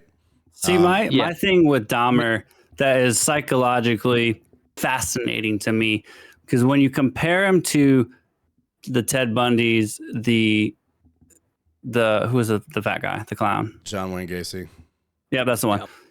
And the others, they either blatantly denied it or absolutely admitted it and took pride in it. Where Dahmer admitted it, gave up more information than he really fucking needed to, technically, and he fully, the part at the very end, which is true as well, where he got killed by and beaten by the dude in prison, the inmate, but he didn't fight back because he's like, I deserve this. None of the other serial killers are like that. That's why he from a psychological aspect is interesting, because he did the things that he did, like the way that his philias and the way that his mind was working, but he knew it was wrong. He gave into those, but he also understood the consequences of those actions. Essentially, Dahmer hated what he was. Yeah, basically. But either way, it was still one of those things where it was like, yeah, Dahmer hated it's just what he was, interesting. But it was like, I don't empathize with Dahmer at all because he wasn't narcissistic like the rest. No, Gacy, narcissist. Bundy, narcissist, right? So, like, Dahmer, not a narcissist, just a psychopath, sociopath. Same with, same with like Ed Gein too. Like, yeah, he only confirmed killed 2 people and dug up bodies, but he was different because it wasn't a narcissistic thing. He was like a really sweet guy in his town, very nice. Everybody loved him and like trusted him with their kids. He was a babysitter of the town. He had undiagnosed and untreated schizophrenia, and then his mom died. Yes, and then he just went off the rails because he had no one to keep him in check. And he broke. You know what I mean? Like that was he was also abused by his mother, like a lot. That was actually she never didn't want confirmed. She wanted a daughter. I don't think that was ever confirmed. I thought it was. No, I don't think that was ever confirmed. I think maybe like psychologically and verbally, but like I don't know. No one could ever really. I don't think anyone could ever really confirm whether or not his mom truly like. I don't think she sexually abused him. No one knows. No, not in that way. I mean verbally and mentally abused him. Like was like, you're like, I don't want you around. I wanted a daughter, but I guess you'll do. You know, like, and she was very religious, extreme religious psychosis, right? Which is, kind of what affected him and the way that man, like people take that shit so far. It's crazy. In mental health, whenever we have a psychotic person, this is nothing against religious people, but usually whenever we have someone and they start, religion comes into it, when they usually start hearing God specifically or talking directly to them, we're like, this is going down the route that we don't want it to go here. I've heard this before where it's just like, do you talk to God and does he talk back? And it's like, yes. Okay. You're good. Guess what, buddy? Grippy socks. Yeah. You know? So also with the guy's voice that played Ed Gein, all I could think of the whole time was Barney from the Flintstones. And funny enough, Ed Gein didn't sound like that either. Well, did you see his interview talking about how he came up with the voice? Yeah. No. He didn't know until a few days before shooting. The tapes didn't get released till a few days before they started shooting. So he had already and he was like, it's kind of too late. Yeah, he assumed a voice after researching Ed Gein, and he was like based off of how his mother treated him and what he wanted from his mom to be like mama's boy. You know what I mean? Like that was just kind of the route that he went with, because like the mom wanted a daughter, so he's like, well, maybe he talked softer, trying to be that daughter. You know what I mean? And like all that gave him the voice. Then he heard the voice, and he's like, yeah, well, we're here now. We film in 3 days. Like I can't just redo the voice. You know what I mean? Yeah. So. Literally made me think of fucking Barney from the Flintstones movie. If you want a good like true crime type show about a serial killer, it's on Peacock. It's called The Devil in Disguise, John Wayne Gacy. Because I think I've seen that one. Because this one doesn't actually do anything to make you feel for the killer. This focuses on the victims. Yeah. So like, because John Wayne Gacy's victims were all young men, right? And it's funny because, and it's not funny, but like all these prolific serial killers, except for Ted Bundy, came from fucking Wisconsin or the Chicagoland area, which Gacy was from Chicago, and Dahmer was from Milwaukee, and Gein was from Plainfield, Wisconsin. And it's just like, basically just avoid everyone from Wisconsin, guys. Yeah, I mean, if look at fucking Making a Murderer, Manitowoc, Wisconsin. Was there something in the air in that area? Yeah, I can tell you what it is. It's cold and miserable most of the year, and people can do nothing but hunt and drink. So, welcome to Wisconsin, where if you look at the top 10 drunkest cities in the United States, Wisconsin makes up about 9 of them. It's not city, it's a state, but what? Nice. Well, I mean, Wisconsin's a state, but if you look at the top 10 drunkest cities in the U.S., Wisconsin's cities take up about 9 of them. Is that better? That makes more sense. I want to visit. I want to visit. Dude, we drink a lot out there. We have cheese and beer. Welcome to Wisconsin, kids. Now, I will say, that sounds phenomenal. It sounds phenomenal until you go there in like February and you're like, I hate this. One of the realest things that find a dive and eat cheese and drink beer. One of the realest things that I remember from the Ed Gein story was Alfred Hitchcock, when he was basically like, I don't want to do movies like that anymore. But he knew that he had basically opened Pandora's box, and that's all people wanted anymore. And that's the horror movies that people were making and that were getting. Which I found interesting because he was so all about like revolutionizing horror to the point where it's like, now you're married to this fucking weird horror shit. And it's like, but I don't want to do that anymore. It's like, well, you literally wanted to do that. And now you brought this on us. Not only that, but but he knew it too. Like he understood. He's like, oh, what have I done?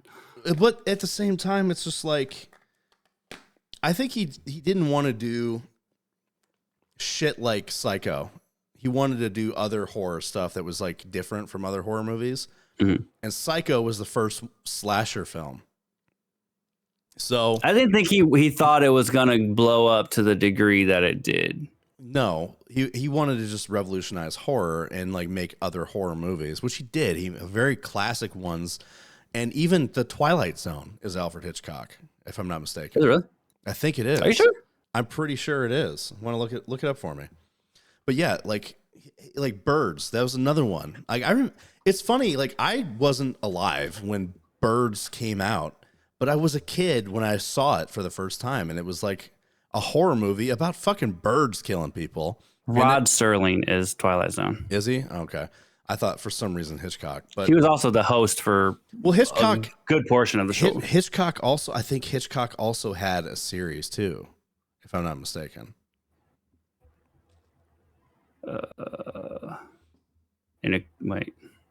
Either way, by Alfred Hitchcock. Alfred Hitchcock Presents. Yeah, I think so. Either way, Alfred Hitchcock revolutionized horror, and like it started off with slashers. He was basically the godfather of the slasher, and like you said, open up Pandora's box, and this is what you get. So, all right, on to our next serial killer during war. This one's a Nazi. There's no way we can read this whole thing. I'm not. I mean, I'm going to try to go through it quick, which means I'm going to fucking stumble over some shit. Which is fine. I was just looking at this thing, and I was like, "Ooh, man!" Well, you interrupted me a lot in the first one. I thought I'd get through it faster than I actually did. So Yeah, we got to make it interesting. So this is the S-Bahn Murderer, a serial killer in Nazi Berlin. So weren't all of them technically serial killers? Nazis? Yeah. No. Okay. I mean, I don't think they were. I honestly wouldn't consider the Holocaust a serial killer. That's genocide and serial killing are completely different things. Fair point. Because like genocide was like a collective doing a thing, versus a serial killer is one person with similar victims and similar style trying to not get caught. Touche. I see your point. So as Europe once again hurtled towards all-out war, in the summer of 1939, a monster began terrorizing the women of Nazi capital city, preying on his victims, lone females, often on their way home from work, under cover of darkness for almost 2 years. 2 years. This one, because the first guy was like a week or two. This guy went on for years. His preference for hunting on Berlin's train network, earning him the sobriquet, the S-Bahn Murderer. So in August 1939, women in and around the district of Frederiksfeld, an area of Berlin in eastern edge of the city between Rummelsburg and Karlshorst train stations, began to report of being harassed and randomly attacked and sexually assaulted while out walking alone. Though the Berlin police had not managed to connect the dots, these attacks, increasingly frequency and severity, were being carried out by one man. So he didn't just kill women, he attacked them and then turned into killing. So one detail reported by each woman matched in all cases. The attacker was dressed in the uniform of a railway worker. Many of the women preyed on were solitary housewives whose husbands had been called for military service, targeted in the garden allotments of the area passageways between buildings, choked, bludgeoned, or stabbed before being raped and left close to death. The threat of Allied air attacks on Nazi capital at the time presenting the ideal window of opportunity for the attacker, particularly after the citywide blackouts were introduced. Again, blackouts, the common denominator for this. It's just like perfect time. Every country that was having blackouts had rampant crime like this. There was even another one which I didn't pull up, was that this was kind of like, it could have been considered serial killing, but it wasn't like this. It was basically, there was a person who was luring in Jews that were trying to hide from, I think it was in Poland, were hiding from the Nazis, and he would rob and kill them. So like the motive was like robbing. He wasn't just like, killing them was just to keep them from telling, basically. Getting rid of the men tell no tales. Right. It was getting rid of the evidence of theft. He was robbing these people. So he would lure them in under the guise of shelter, kill them and rob them. And back then, in those countries, if they were Jews, no one was going to question it. That too, right? Are you harboring enemies of the state? Like, they're not or alive. They could just say that they were Jewish. Yeah. What? What'd you say? From Glorious Bastards. Oh, yeah. Are they under the floorboards? The Bear Jew. So a pattern was forming, but just as soon as the police began to piece together the parts of the puzzle, the attack seemed to stop. What they did not know was that the serial attacker made a near fatal mistake. Caught in the act of assaulting a woman he had beaten almost to death by her husband and brother-in-law.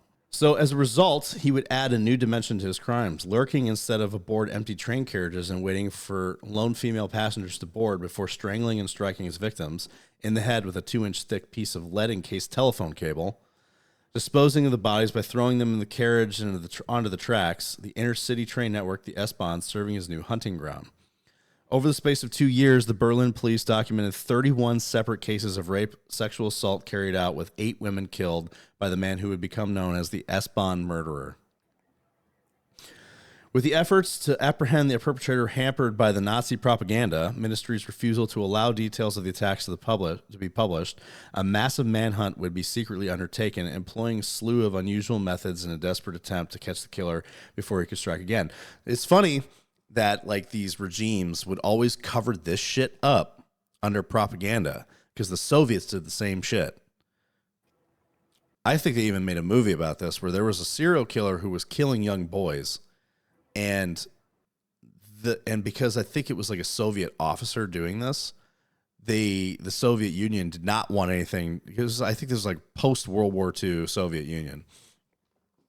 And like, basically, like, the investigator was being harassed and they were trying to convince him to not investigate it further, despite the fact that a bunch of these young boys were going missing and coming up dead.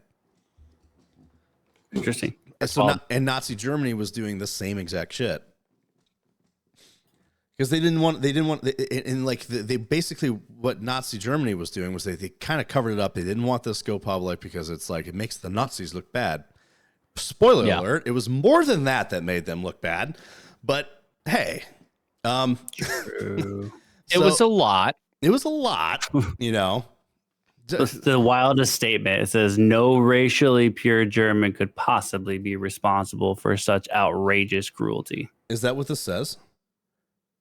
Yeah. Yeah, so it says, to the Nazi Party officials, these heinous crimes could only be the work of a foreign laborer or local Jews. No racially pure German could possibly be responsible for such outrageous cruelty. Spoiler That's alert. a wild statement. Your racially pure leaders were very responsible for such cruelty. Far worse. Far worse in ways. So, be that as it may, the man they were looking for would turn out to be a modern German citizen, a veteran Nazi Party member, even volunteering for escort duty.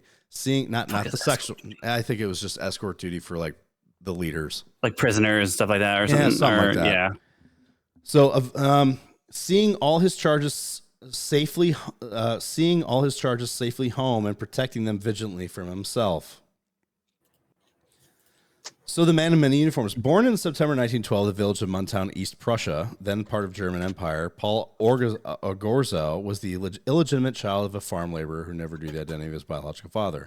I don't care about him. Can I read the next part?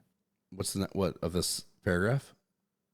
No, I was to say Death Rides the Rails. You said you don't care about him. That whole part's just literally about his background. It's just kind of gives his background. So in 1931, he joined the Nazi Party 2 years before Hitler seized power. So he was a Nazi, part of that Nazi like movement.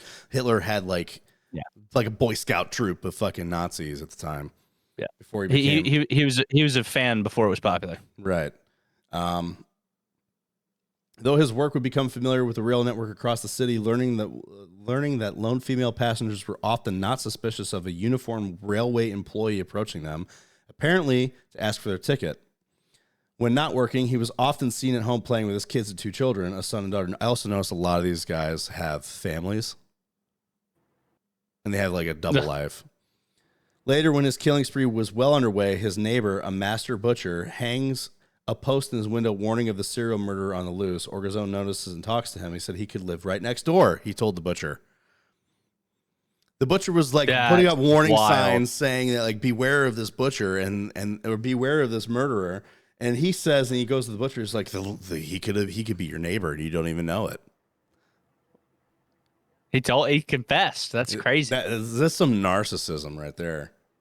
Yeah, it is. So in his early attacks, he had unsuccessfully attempted to murder his victims. In fact, 3 women who he targeted and stabbed in the arbor grounds between Rummelsburg and Fredericksfeld and Karlshorst would recover and later testify against him. In August of 1940, he bludgeoned and raped a woman who narrowly managed to survive after he mistakenly thought she had died after she lost consciousness. That was also a huge thing of the Zodiac Killer. Yeah. A lot of the victims that survived, but they can never tell you who he was. That's another serial killer murder mystery. Is like no one knows to this day. People suspect, but there's no hard evidence, which is weird. There's no hard evidence on who the Zodiac was. So another victim in the next month survived by being strangled and thrown from a moving train. His first attack carried out in what would become his trademark hunting ground. On the evening of September 20th, 1940, Gerda Cargall was on her way home. Tired from a long day, she fell asleep on the train and woke up past her station. Worried that her ticket only covered her initial journey, she boarded a train in the opposite direction, knowing that if she were stopped by a ticket inspector, she would have to pay a fine for riding farther than she should have. In Berlin, Train Network in 1940 offered 2 classes of available transportation, 3rd and 2nd class. Cargill had bought a 3rd class ticket at the cost of 20 Reichspfennig, which is the fucking currency at the time, First class travel was only for long distance trains, and the fourth class was introduced to make traveling for the poor more affordable. It would later be established that Orgazzo would attack his victims in the second class compartments of the S-Bahn as there were drastically fewer passengers. So, spotting her on the third class carriage, Orgazzo approached the visibly distressed woman, finding that her ticket was not valid for the journey. He offered that she could ride with him in the second class area of the train, a free upgrade. As a worker of the Reichsbahn, Orgazzo had passed to use the train, and wearing his uniform, he no doubt seemed to reassuring presence of the empty carriage. Just after 11:30 p.m., as the train was en route to Karlshorst station, Orgazzo moved towards Cargo and wrapped his hands around her neck, intending to quickly knock her unconscious, rape, and then kill her. The attempt to subdue her, however, would take longer than he had hoped, as Correggio fought against him and tried to move towards the door of the train. There was not much time between stations, and Orgazzo, familiar with the route at the time constraints, knew he had between 3 and 5 minutes to carry it out his attack. With the woman he had just attacked now unconscious, the would-be killer panicked. Waiting to get rid of what he thought was a dead body, he opened the carriage door and threw her off the train, tossing her belongings, including her purse. Immediately after, he could live with himself as a sexual predator, but Orgazzo did not steal. It's funny. I'm not a thief. Yeah. Like, I'm above being a thief. So weird. Are you though? But raping and murdering is okay, I guess, in his mind. He was a Nazi. Forensic pathologist and psychiatrist who would later come to work on the case, Dr. Waldemar Weiman, would pinpoint this moment as being the turning point in Orgazzo's attacks. Previously, he had attempted to murder his victims to cover his tracks. This time, throwing Gerda Kurgel's seemingly lifeless body into the darkness, Orgazzo discovered he enjoyed killing women. So hold on. So basically what he was doing... Previously, he had attempted to murder his victims. So what he was doing, his logic was, what he wanted to do was attack and rape them, and he only killed them to cover his tracks. But after he thought, like, obviously he failed at these, he thought he killed them, but he discovered in that he actually liked the killing part more. Okay, gotcha. So the sexual aspect of his crimes would continue, but his future victims would be targeted for murder. Gerda Kurgel likely survived due to an amazing stroke of good luck, landing on a soft pile of sand by the side of the track as the train was traveling around 80 kilometers per hour. That's about 60 miles an hour or so. She got fucking tossed from like a fucking fast-ass train and landed in sand. Lucky her. Interviewed by police, Kurgel claimed that she understandably remembered nothing between the strangling and waking up beside the track. She had not been sexually assaulted, and her belongings were found nearby. Police concluded that her story was a hoax or a drunken accident. Damn. Imagine not being believed because you lived. That's wild. That tracks what most women have gone through. So bodies would often turn up near train stations in 1940 during 1 month alone. In December, there were 28 people who died from blackout-related incidents on the train tracks in Berlin. Automobile accidents were also frequent occurrence due to the dimmed headlights on cars and the lack of streetlights. So people are just getting blasted by fucking trains because they couldn't see anything due to the mandated blackouts. So why are you hanging out on the train tracks during a blackout? They might not even know that they're crossing tracks, or they might be using the tracks as a navigation tool. I'm just saying. Good point. If I hear a fucking train, get off the track. Some of these trains, you don't hear it till it's there. You don't hear it till it's pretty close. I mean, trains. There's no shot. Well, you have to remember, right? So they're traveling at a speed. I mean, like the railway is. I mean, you could hear it, but you don't know how far it is. But if you hear it, get the fuck off the track. Well, yeah, or they might be closer to the track than they realize, right? But they can't see the train. They can only just kind of hear that there's a train possibly coming. I don't know. There's a lot of things that can factor into this, which is why trains nowadays. I lived by a train growing up. You can hear that motherfucker. Like I said, trains nowadays are different from trains back then. Yeah, probably quieter. Because these trains were electric, right? Or maybe not electric. Yeah, they had to be electric. They had electric. There's no shot. 1940? Dude, it was 1940, not 1840. I don't think they had electric trains in the 40s. Look it up while I They did read either. this. Look this up I will. while I read this. So the police did not suspect it, but the attack on Gertrude Kirkdal would be the first carried out in Berlin's train network by the man who had become known as the S-Bahn Murderer. For his first murder, Orgel returned to his old stomping ground, the Garden Colony area district of Frederiksfeld. As the start of October 1940, he had met a woman named Gertrude Dieter. Gertrude. That's a German name. A 20-year-old mother of two whose husband, Arthur Dieter, was away in the military at the Rummelsburg station. She had invited him to visit her and provided an address. Colony Gutland's. Well, I don't care about the address. On October 3rd, Orgel called on Dieter during a blackout. And with her two young children sleeping in the living room, the two sat talking in the kitchen of the apartment. After enough small talk, Dieter, to lower her guard, Orgel lunged at his victim and grabbed her throat, squeezing hard enough to break her hyoid bone. A broken hyoid bone in the cases where only skeletal remains were found is a strong indicator of strangulation. Dieter's case, though, was not the strangulation that killed her. Despite the broken hyoid bone, she was still alive until Orgel severed her left carotid artery with a knife that he was carrying. She quickly bled out. So her body was discovered the following day when a worker from the National Socialist People's Welfare Organization, called and discovered the front door unlocked. The state in the process of taking custody of her two children as she became Paul Orgel's first murder victim. That's terrible. I wonder if her kids fucking found her. But like her kids were there when she was murdered. Like right there. Electric trains did exist back then. Was the S-Bahn an electric train? No. It said the Deutsche Reichsbahn Deutsche Reichsbahn was electric. Inherited a selection of electric locomotives upon its formation in 1920. This is interesting. The timing of the attack meant that the first assumption was that Dieter had actually committed suicide, a crime handled by the order police, commonly referred as the Orpo, mostly uniformed police tasked with dealing with relatively low-level police matters. Although the police on the scene, concluding that people do not normally commit suicide by strangling and stabbing themselves, decided to refer the matter to Berlin criminal police. It's like she killed herself. It's like, I don't think she broke her own neck and stabbed herself in the throat. Like, imagine. It's not really not possible, though. I mean, it's not that it's not possible, but I mean, like, typically people, I mean, I did know a guy that tried slitting his throat in the army, but he failed. That's a fucking brutal way to commit suicide. There are better ways. There are way better ways than better ways. Well, more efficient ways. How do you strangle yourself and be like, that didn't work? I broke my neck and stabbed yourself in the throat.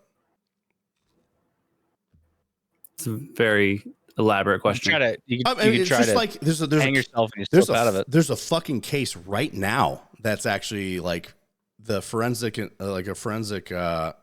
is it? It was a fucking coroner.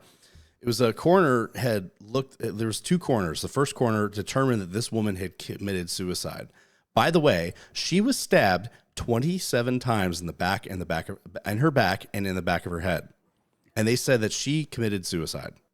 I don't think there's no evidence. And by the way, her fiance is a sheriff. It's not like he did it. I mean, a lot of people are saying that there's some cover up is happening because who the fuck stabs himself in the back and in the back of the head 27 times? And they said that it was suicide because there were hesitation marks. What does that even mean? So a hesitation mark, usually like in a stabbing, is that like there's like stab wounds that aren't exactly deep, or that they are just kind of like, where someone tries to stab and they freak out when they do it and they hesitate. So they're like the way that a stab wound works, like through like obviously like just off of my basic knowledge of what I've heard, is like there's different stab wounds, right? So ones there are hesitation marks where it's like the wound isn't as deep and it's not as clear as the rest of them, which means that typically when there's a hesitation mark, it means that the killer hesitated because they either know the victim and they are like they're kind of like weary, like weirded out by doing this, or they're new. And typically, like I said, typically a hesitation mark indicates a person who had this is their first time, or they First time. It's their first time, or they know the victim. Most of the time, the victim is known. Yeah, most of the time the killer knows the victim, depending on the crime. So let's see. The lack of defensive wounds would suggest that the victim knew her killer within hours of Ditter's body being discovered. Her husband, Arthur, who was stationed at a nearby post dam, had been located and interviewed.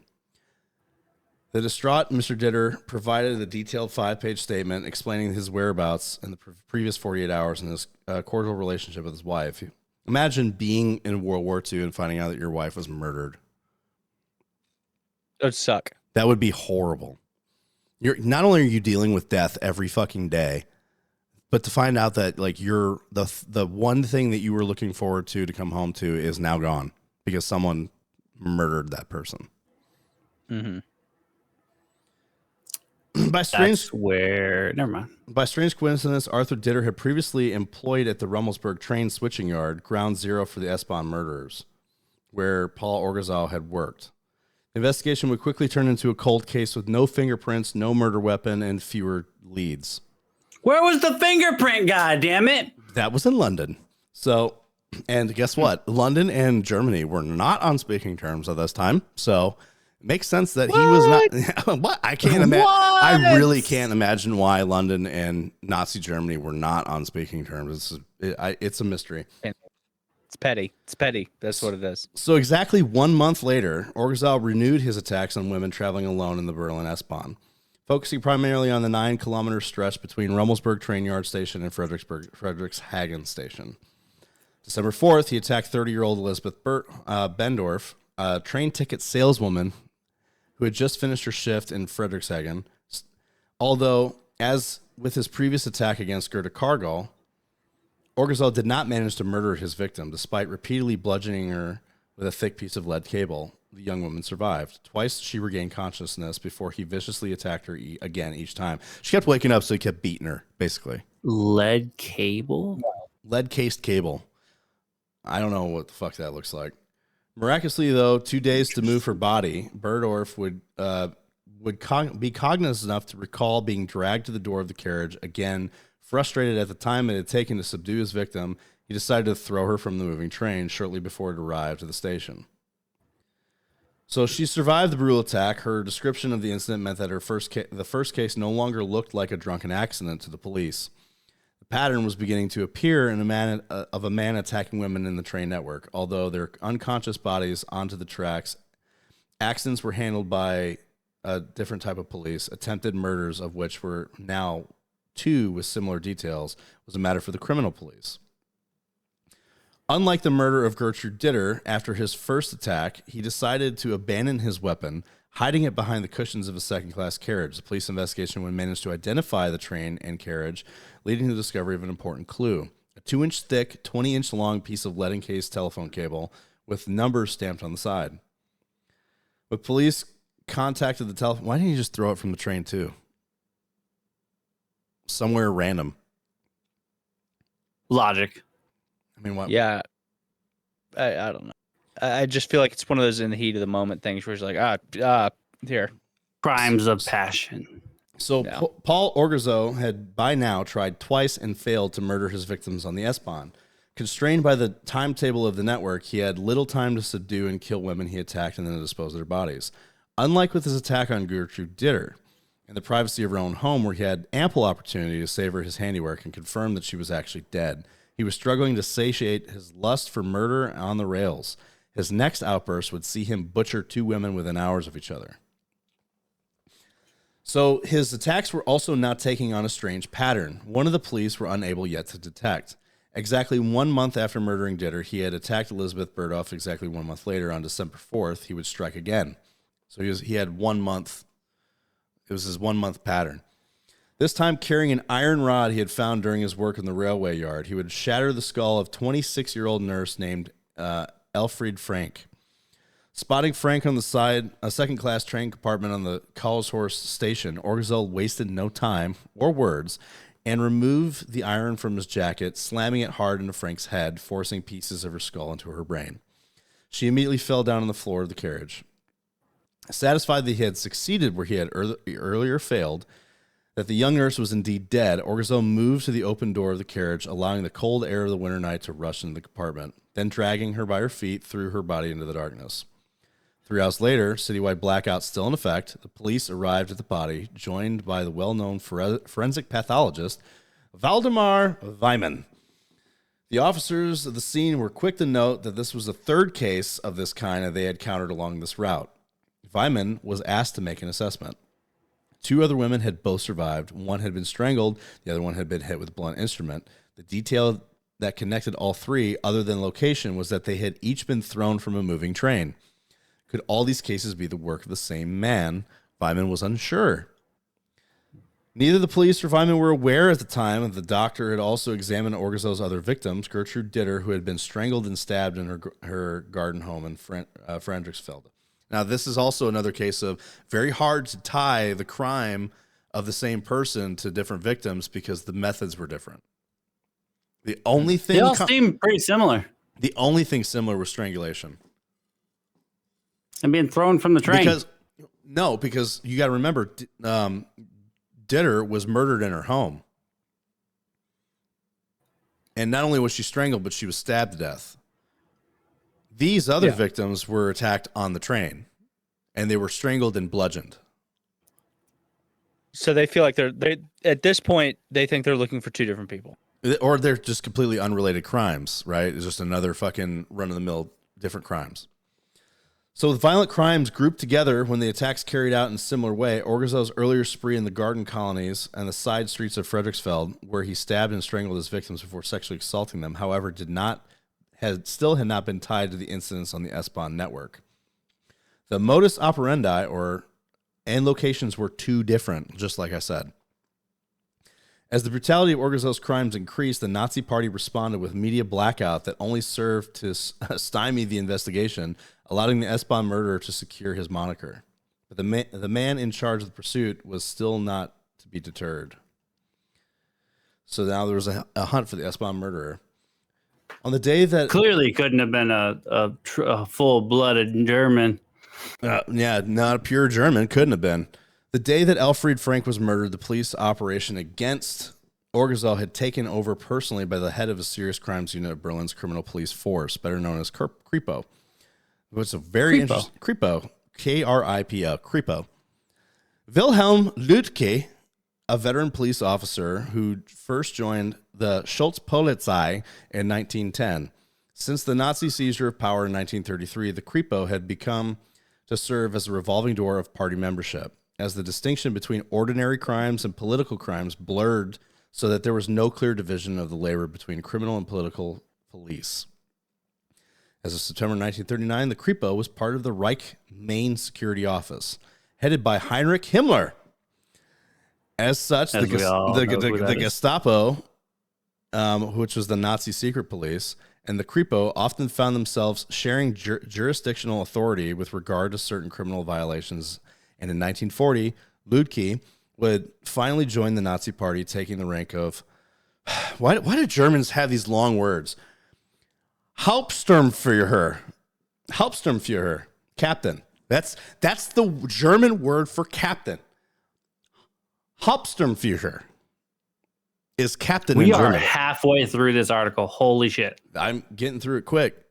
I'm really getting through it quick, though. Without knowing it, Lüdke had joined the Nazi Party exactly 8 years to the day after Paul Orgazzo had as a member. Who gives a fuck? So, like his fellow officers, Lüdke had not supported the Nazi Party during its rise of power. In fact, I don't care about what he used to do. Despite the measure.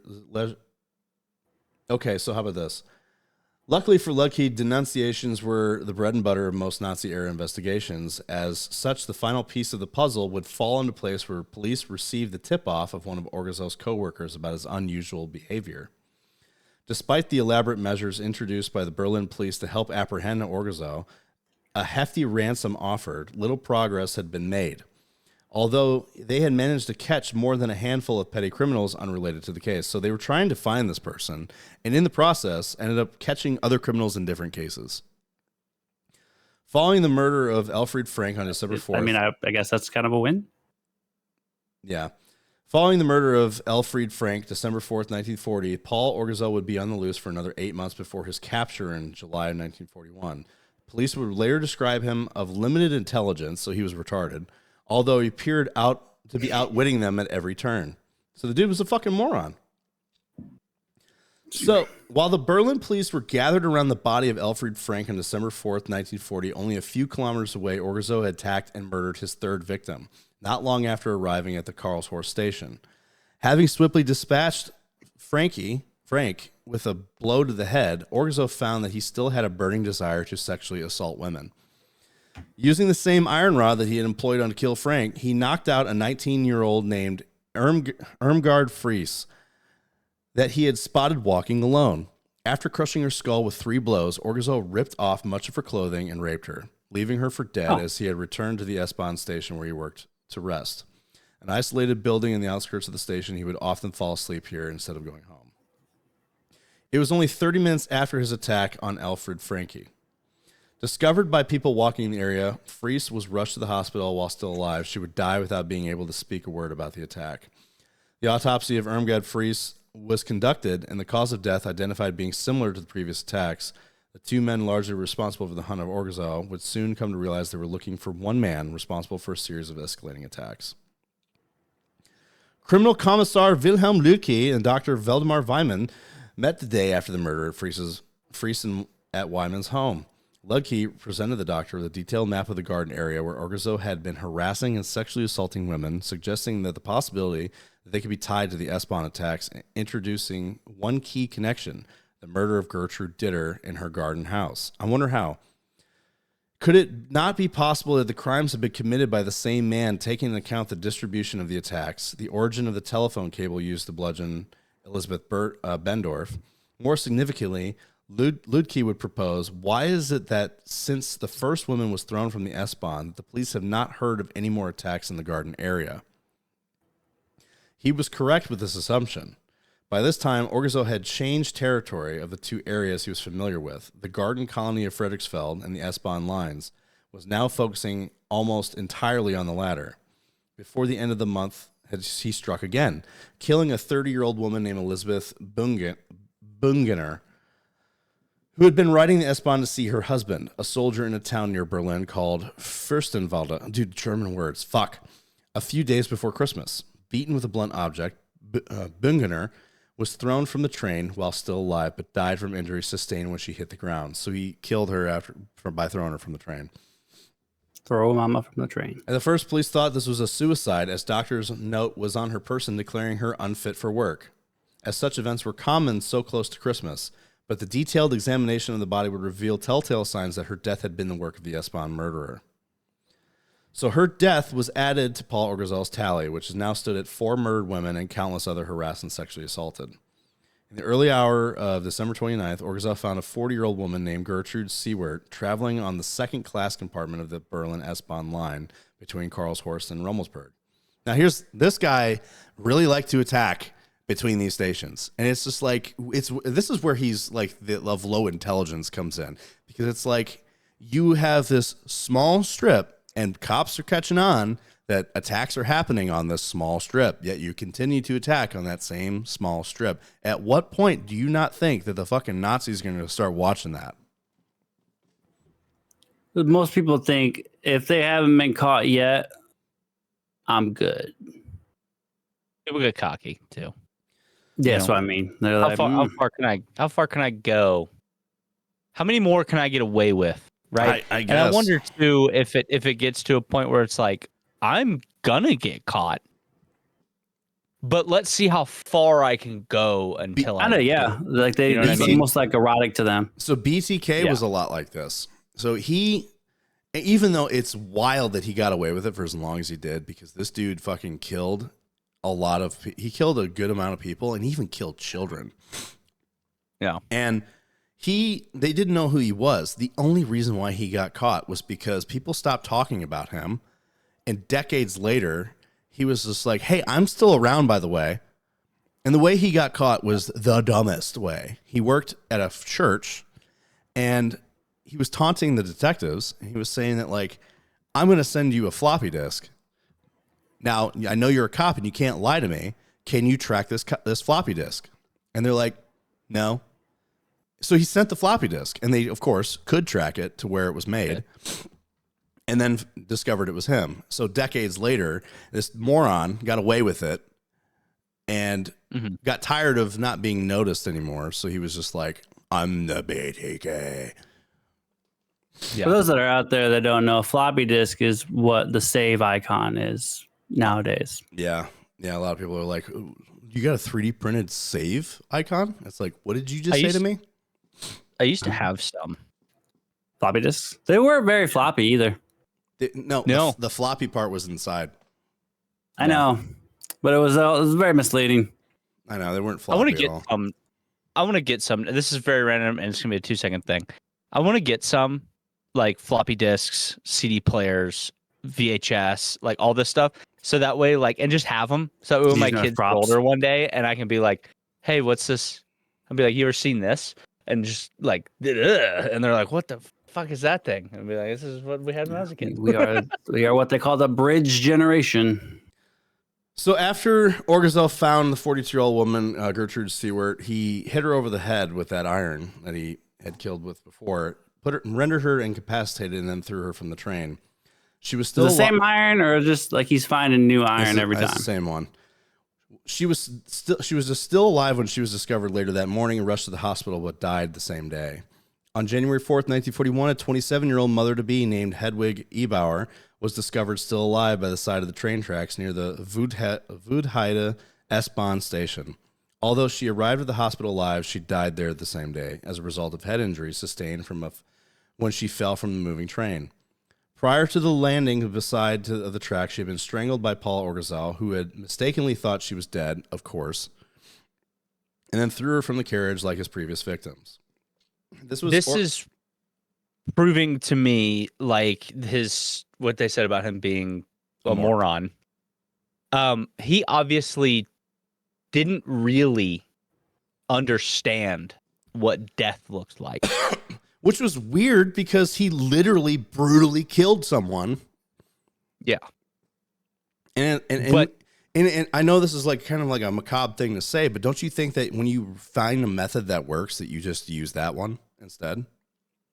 Which you got to think, though, like, he thinks this works. He thinks he's killing them before they get off the train, but what's killing them is him throwing them off the train. He knew that. I just did this. I'm looking at their lifeless body, and he's throwing them off, and that's what's killing them. And he's their voices aren't in the papers or anything like this because they are dying. They have really bad head injuries. So whenever they get taken to the hospital, they don't know what's going on, and then they die from their injuries. But he doesn't really understand what death looks like. Maybe that was part of it. I mean? Like, he left them partially alive, knowing that they were somewhat alive when he threw them off. Maybe. And he just like, we're going fast enough. You know what I mean? Like, it'll do the rest. So this is interesting. It's not funny, but the way you said it was a little funny. So this was his third attack in the same day. So in the early hours of Sunday morning, this was his third attack. And based on where Ebauer had been found, police were able to identify which train compartment she had likely been attacked in. What seemed like a promising lead turned out to be a dead end. When detectives entered the carriage and found it had been cleaned since the attack, all evidence was swept away. Suspicious. With 4 women now murdered while riding the city's S-Bahn, rumors started to spread throughout Berlin that there was a serial killer riding on the trains. The kind of publicity that Reich propaganda minister Joseph Goebbels, and all these fucking names, was anxious to control, certainly when it cast the regime in such a bad light. Because, that was what it was. Serial killings on the trains were the only thing that could have possibly casted a bad light, right? It's all, all I can think of. I'm sure for them, because they were so into taking out Jewish peoples. So the regime was like, we are better than everybody else, but it made them look bad because the German police could not stop a serial killer from murdering women in the heart of the Reich, basically. So it's like you have the heart of Germany, of Nazi Germany. Women are being brutally murdered by a serial killer, and the cops can't do shit because they can't figure out who it is and stop it. Yeah. So he was committing his crimes right under the noses of the Berlin police, continuing to terrorize the city despite one of the most unusual manhunts in the city's history being mounted.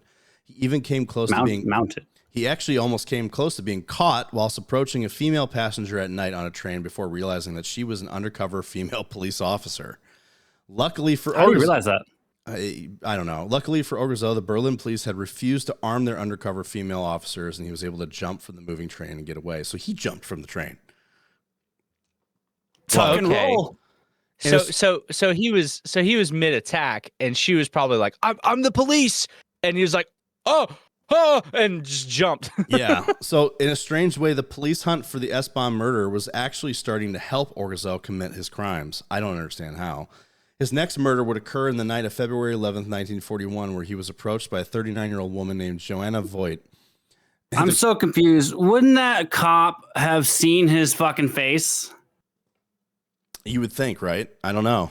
And be like, I know what he looks like now. We can. I know drawings of victims or perpetrators was probably a thing back then.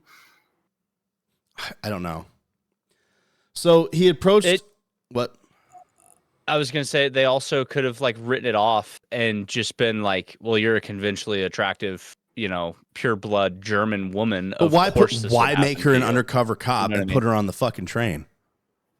Like, it's not connected. She's full of shit. Wasn't that her whole fucking job, was to like, hey, there's a guy killing people on this train. You're a conventionally attractive woman. We're going to put you undercover and put you on the train. And it's like, hey, I was attacked. The guy ran off. Maybe it was because she didn't die. They thought she was full of shit, and they didn't like this woman, so they put her in this role. And but that's also, she's probably going to die. We're going to put her in this role. But that's also kind of weird too, right? Because it's just like, well, you didn't. So like, yeah, you didn't. What the fuck was I saying? What Something like running the rabbit. Like you put the idiot cop that you don't like in the situation where it's probably going to get him killed. No, either way, right? So it's like you put her there for a purpose. She has the purpose, but it's like, I don't know. They didn't ever really discuss on why they didn't do this. Anyway, suspicious. So well, I mean, it's Nazi Germany. Come on.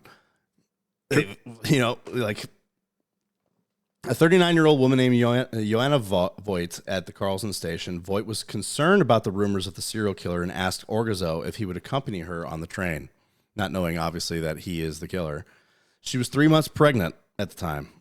Once the train arrived, they entered together, boarding the second-class carriage. As Voigt was only riding to the next station, Orgazzo had to act quickly. Armed with the iron bar he had used in the prior attacks, he struck her in the head numerous times, rendering her unconscious.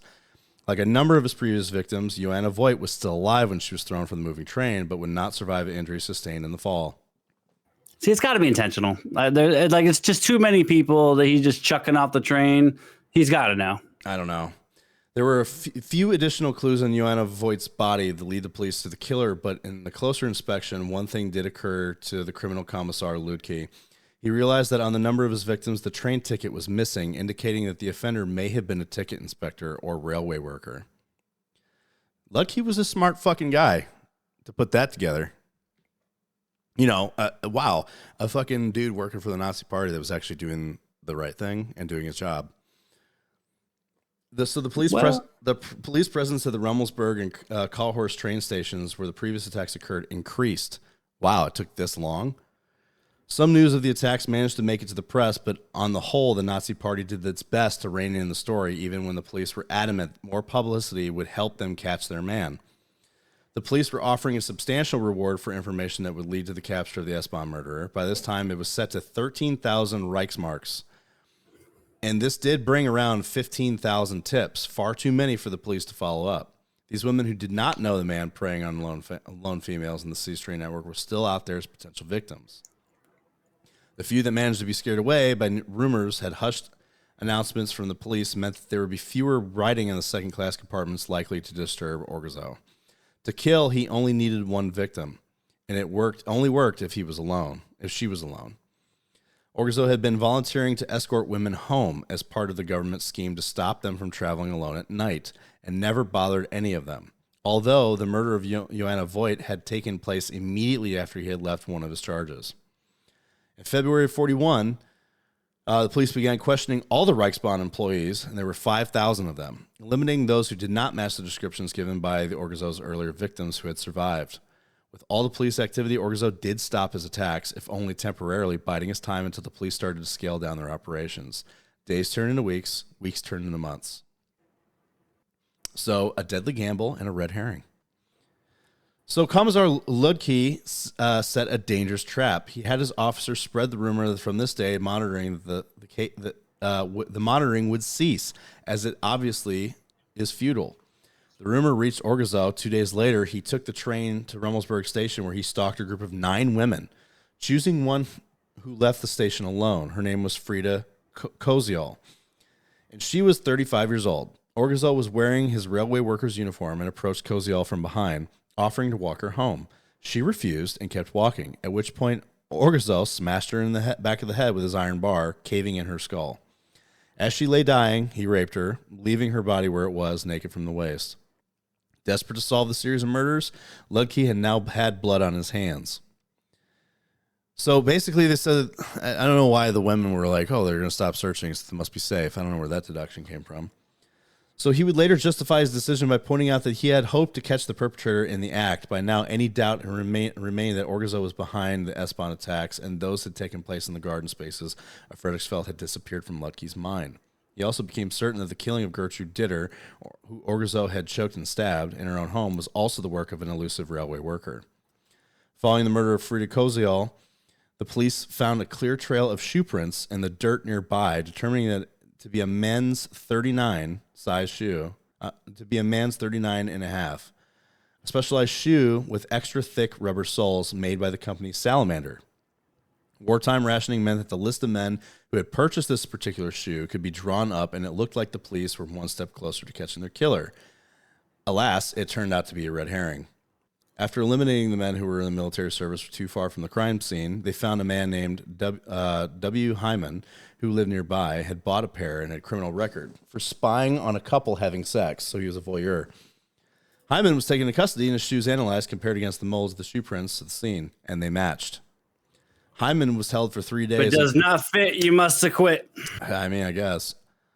So he was held for 3 days, interrogated 8 times before he confessed that he had been at the crime scene but fled when he noticed that she was dead. He insisted he was not the attacker. Something else puzzled the police. He had no connection to the S-Bahn system other than occasionally riding it.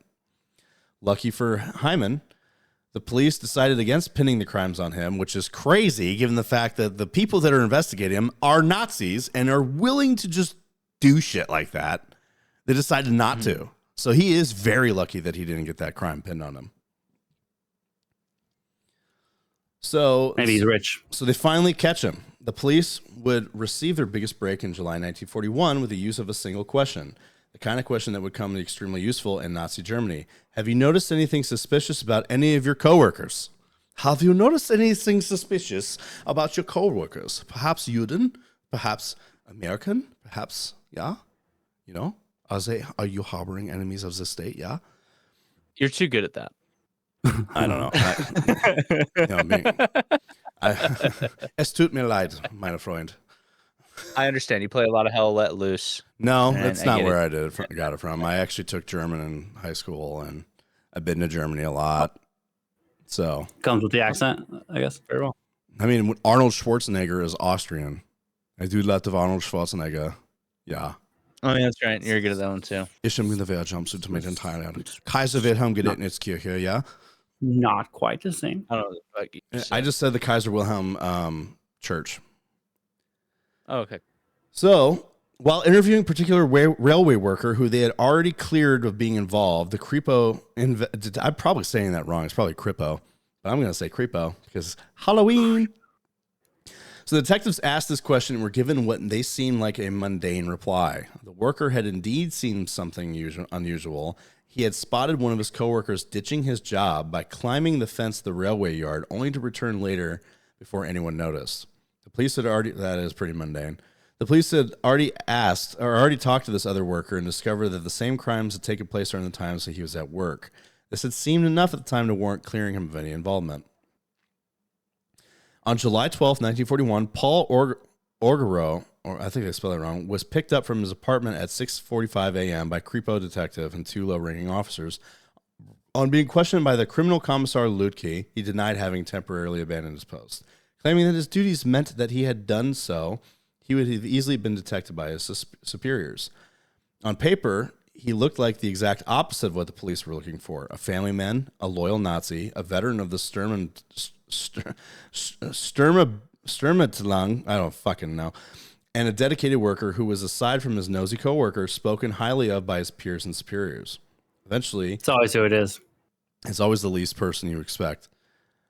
Eventually, he retracted his statement about leaving his post and claimed that he was visiting a woman with whom he was having an affair. When the woman he had claimed had been meeting, he was brought in for questioning. She admitted that the two had been having an affair, one they intended to keep secret as her husband was away in the military. Jody! So not only was he a serial killer, but he was a Jody. Clearly. Had it been the end of the story, Orgazzo may have been released, but on being taken in for questioning, the police had confiscated his clothes and sent them away to be checked for anything suspicious. Microscopic analysis, they had that? 12. I mean, the Germans were really smart in like science and shit. That's true. So microscopic analysis had uncovered blood on his jacket and trousers, with a large amount found in and around the crotch area of his trousers. Trying to explain away the evidence, Orgazzo claimed that his wife had been sick and that it was her blood on his clothing, adding that the rest must have come from when he cut his finger. Orgazzo's wife... On his crotch? I don't know. His wife would corroborate his story about her being sick, but the police were convinced that the blood stain on his jacket was a result of a struggle. Gradually, over the period of days, Orgazzo cracked. First confessing to stalking women in the garden areas of Frederiksfeld, using a flashlight to scare someone or grabbing a woman walking alone. Orgazzo was then taken to trace the steps of his earlier minor crimes, accidentally letting slip that he had been involved in some more serious attacks in the process. The police then brought 2 women who had survived Orgazzo's attacks to identify him. One immediately recognized him. The other said she was not sure. Rather than organize a lineup of suspects, they had simply brought the women to the garden colony of Frederiksfeld and had them stand in front of him. On the way back to the police station, Paul Orgazzo requested that he be allowed to talk to the man in charge of the case, which was Wilhelm Ludke, perhaps expecting that a high-level official might help him out due to his Nazi credentials. Already somewhat certain that he had his man with a Nazi party breathing down his neck to catch a criminal who had been terrorizing the Nazi capital for nearly 2 years, Criminal Commissar Wilhelm Ludke wanted a confession from Orgazzo. He would go about getting it in a rather macabre way. The skulls of 5 of Orgazzo's victims were placed in the interrogation table in front of him, carefully cleaned and presented by the forensic. Imagine, to elicit a confession, bringing the heads of your victims in front of you. Wild. To get you to cave under pressure and confess. That is crazy. I don't think that that's allowed anymore. Clearly fucking not. So the young railway worker did not last long, soon pleading with Ludke to find a way to make the criminal charges he was facing go away. Dude, you murdered several women and attacked many others. Like, can you please help me out? Help a brother out. I'm a Nazi too. It's like, yeah, but you kind of suck, which they all did, of course. You give Nazis a bad name. Imagine being such a bad Nazi that the Nazis don't want to help you. Wild. That's just a weird thing in itself. Imagine being a good Nazi. I don't really know. That's like an oxymoron. I don't know how to put that. So Ludke, his response was to assure Orgazzo that he would be well treated as long as he provided a full confession. Like, yeah, we'll take care of you if you tell us the truth. Yeah, that's like Homelander being like, yeah. Right before he lasers your eyes out of the back of your skull. Yeah. Tempted by this officer, Orgazzo related the details of his crimes, although stating that he had used a knife to murder his victims. A lie concocted to allow him to wiggle out of any proceedings against him, should he be unfairly treated by Ludke. Carefully walking Orgazzo through the details of each murder, using the skulls in front of him as props. Fuck. Ludke, well, how did they get them? How did they get the skulls? They're Nazis. Like, they could just do whatever they wanted at the time. I mean, did they just dig the victims back? Did they like fucking exhume the bodies and like pull and clean the heads up? Yeah, absolutely. So using the skulls as props, Ludke exposed Orgazzo's amateur subterfuge Eventually, Orgazzo would have to admit that he had bludgeoned the woman, in his own words, with a lead cable. In his confession, Paul Orgazzo blamed his acts on sexually transmitted diseases that he had caught 3 times. That doesn't even make sense. I know. In Berlin in 1934, Poland in 1940, Paris in 1940. His poor treatment by a Jewish doctor also cited as something which affected his state of mind, making him not responsible. So he's trying to blame his Jewish doctor for why he was doing this. Because he was Jew. Now, of course, a Nazi blaming his shitty actions on Jews. Color me shocked. Hoping his party membership would save his life, he requested to be placed in a psychiatric hospital. That's like being a Democrat or a Republican, going to jail for this and being like, come on, man, we're the same party, bro. Yeah. So for 4 days later, he was put on trial at a Nazi special court for the murder of 8 women and the attempted murder of 6. The court ruled he was fully sane and responsible for his actions, and he was convicted on all 8 counts of premeditated murder and 6 counts of attempted murder. The next morning at 6 a.m., Paul Orgazzo, the infamous S-Bahn Murderer, was executed by the Plotzensee prison in Berlin by guillotine. As was unusually the case of such executions, a charge for the wear and tear of the guillotine blade was sent to the prisoner's relatives, in this case, Mrs. Wait, what? As was usually the case of such executions, they sent a bill to his family saying, like, hey, we had to use this to pay us. Oh, so that's hilarious. They billed her for the fucking wear and tear of the blade. Yeah. We said, executed hey, we executed your serial killer husband with this blade. By the way, you owe us this much fucking Deutschmarks or whatever the fuck for the wear and tear of the blade that we cut your husband's head off with. Yes. To be fair, I think we kind of do similar things in America, though. I mean, it's just not. But like, we don't cut people's heads off with a guillotine. I don't think we charge the family. I think it's state funded. They get taxed and like their affairs and everything. So that I don't think they put it on the family. They can. No, Decedent affairs is a wild thing. Honestly, I don't know. I don't even know. It varies by state, but you want another drink, boys? Yeah, I do. I didn't even have one. Wait, do we want to finish this last one and then go? There's 2 more. How long have we been going? There's 2 more. 2 hours and 10 minutes. Good Lord, there's no shot we can do 2 more. Yeah, they're very short. They're actually short. Oh, I'm sorry. I thought I was looking at this last one. Coda, A Killer in the Shadows. I don't know if you wanted to read that last one. No, we're going to talk about the Brownout Murderer and the fucking other one, which is the Italian chick who murdered women and had a very interesting way of getting rid of their bodies. I can go through these quick. They're very short.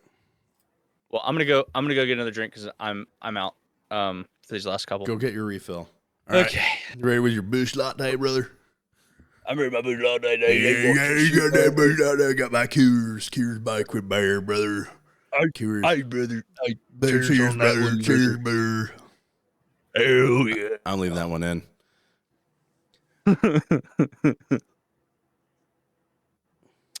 Be sure you bleep out every time we said Nazi on that last one, by the way, because that will be like, oh, nope. Different when you're actually talking about like a news story, like a historical news story. It's okay. Oh, okay. The algorithm. It's like it's allowed, but the algorithm will still probably flag it. It might flag it, but I mean, it's just like, we'll still give it a shot. Technically, if we were like monetized, we would have to bleep out every Nazi, every rape, every. Dude, that's you're talking about so if you listen to all the other true crime like shows, they don't bleep out any of that shit. Good to know. If it's historical fact, then you can't get in trouble. So, it's only if you're like presumably, yes, you know what I mean? Like you're suggesting something or whatever, then it's bad. But because if you it's allowed, it's just the algorithm doesn't necessarily push it. It's only our that makes sense. I mean, whatever. I'm saying I understand that. Excuse me. I just want to make sure the video wouldn't. At least it'll work on Spotify because there's no fucking gay music playing somewhere. Oh. I can't believe that. A fucking literally like 3 seconds of a background song in a TikTok. It was the one where the guy was talking about how he'd gotten a fight with like 10 dudes and someone really got hurt. Spotify blocked it in all countries, even the U.S. Weird. I can't even watch the episode. Wild. What? I can't. Do you want a little break? It's blocked in the U.S. Yeah, it's blocked in the U.S. It's blocked everywhere. Do you want a little break from reading? No, I can read. Okay. Unless you I want. just didn't know if it's like something that you're like. Unless you want to. Do you want to? Kind of. You do? You want to read this one? Oh shit! Yeah, it's a shorter one. I'll give it a shot. This is the brownout again. Yeah, brownout strangler. It's a rolling So brownout. for the first time ever in any show, I'm not going to read this, even though I did a very good job reading the first two. That's not true. I've read a couple of times. Though that be true, I'm talking about this. This episode is probably one of the few episodes I've done where I actually read well. You did very Well, good. the bar was set pretty low there. You only missed a few. You only missed a few words. The bar was but it was set good. pretty low. They were German fucking words, dude. We'll even take those ones out. misread a few things, but I was like, nah, that For doesn't matter. I had a hard time reading some of these fucking German because, like, You- do you know the German You also word? read a shitload. Do you know the German word for ambulance? No, it probably sounds very angry though. Krankenwagen. Krankenwagen. Yeah. That's awesome. It is a very angry sounding language. Oh, dude, yeah. Like, German words are angry sounding. They're just, like, Very intense. I like it. but anyway, that was the story of the Autobahn, the S-Bahn murderer. So Blake is going to take it That away. sound familiar? So we have another serial killer during World War II, during the World War II blackouts in another country. It was brownouts in Australia, which was weird because I didn't think Australia was getting bombed in World War II. Were they? I have no idea. I went to public school, so Because like the U.S. wasn't We're gonna- fucking blacking out during the World War II because we weren't getting. I mean, Pearl Harbor, but like that was different. But we weren't. Well, Getting this is also bombed. a U.S. This is U.S. servicemen. Like, I don't think they're being bombed. I think he was just sent there, and he was like, "I'm not from this country. I can get away with it. We'll see." Well, also it says his crimes were not war related too. This was during World War II, and he was a soldier. Well, probably not in an active combat zone. Like, I don't think Australia was an active combat No, zone it wasn't. during World War II. It wasn't. Maybe Yeah, it was so a brownout because non-war related. Isn't Japan the closest? To Australia? Yeah, compared to all the other places in the World War II theater. Maybe. I mean, maybe Australians were like, "Hey, bring some people over here in case, something crazy happens." It was a world war after all. Australia, the place to go. I don't know. Yeah, all right. even now, honestly. All right, I got this. Take it away, brother. Let's do it. 1942, Eddie Leonsky, the brownout strangler. What'd you say, Doug? Nothing. I just want to fuck with you. Oh. Thanks to Megan Good of the Chili Project for the guest post. Oh, okay. I thought I was going to say credits for the picture or something. On this date in 1942, a boyishly handsome GI named Edward Joseph Eddie Leonsky was hanged at Pentridge Prison in Melbourne, Australia. Oh, we're gonna start it with his execution. That's weird. Yeah, that's wild. Although his crimes were committed in Australia and were not war-related, he was court-martialed and sentenced to die under American military law. This was the first boyishly handsome. Because he looked like, I mean, if you look at his photo, right? Look at him.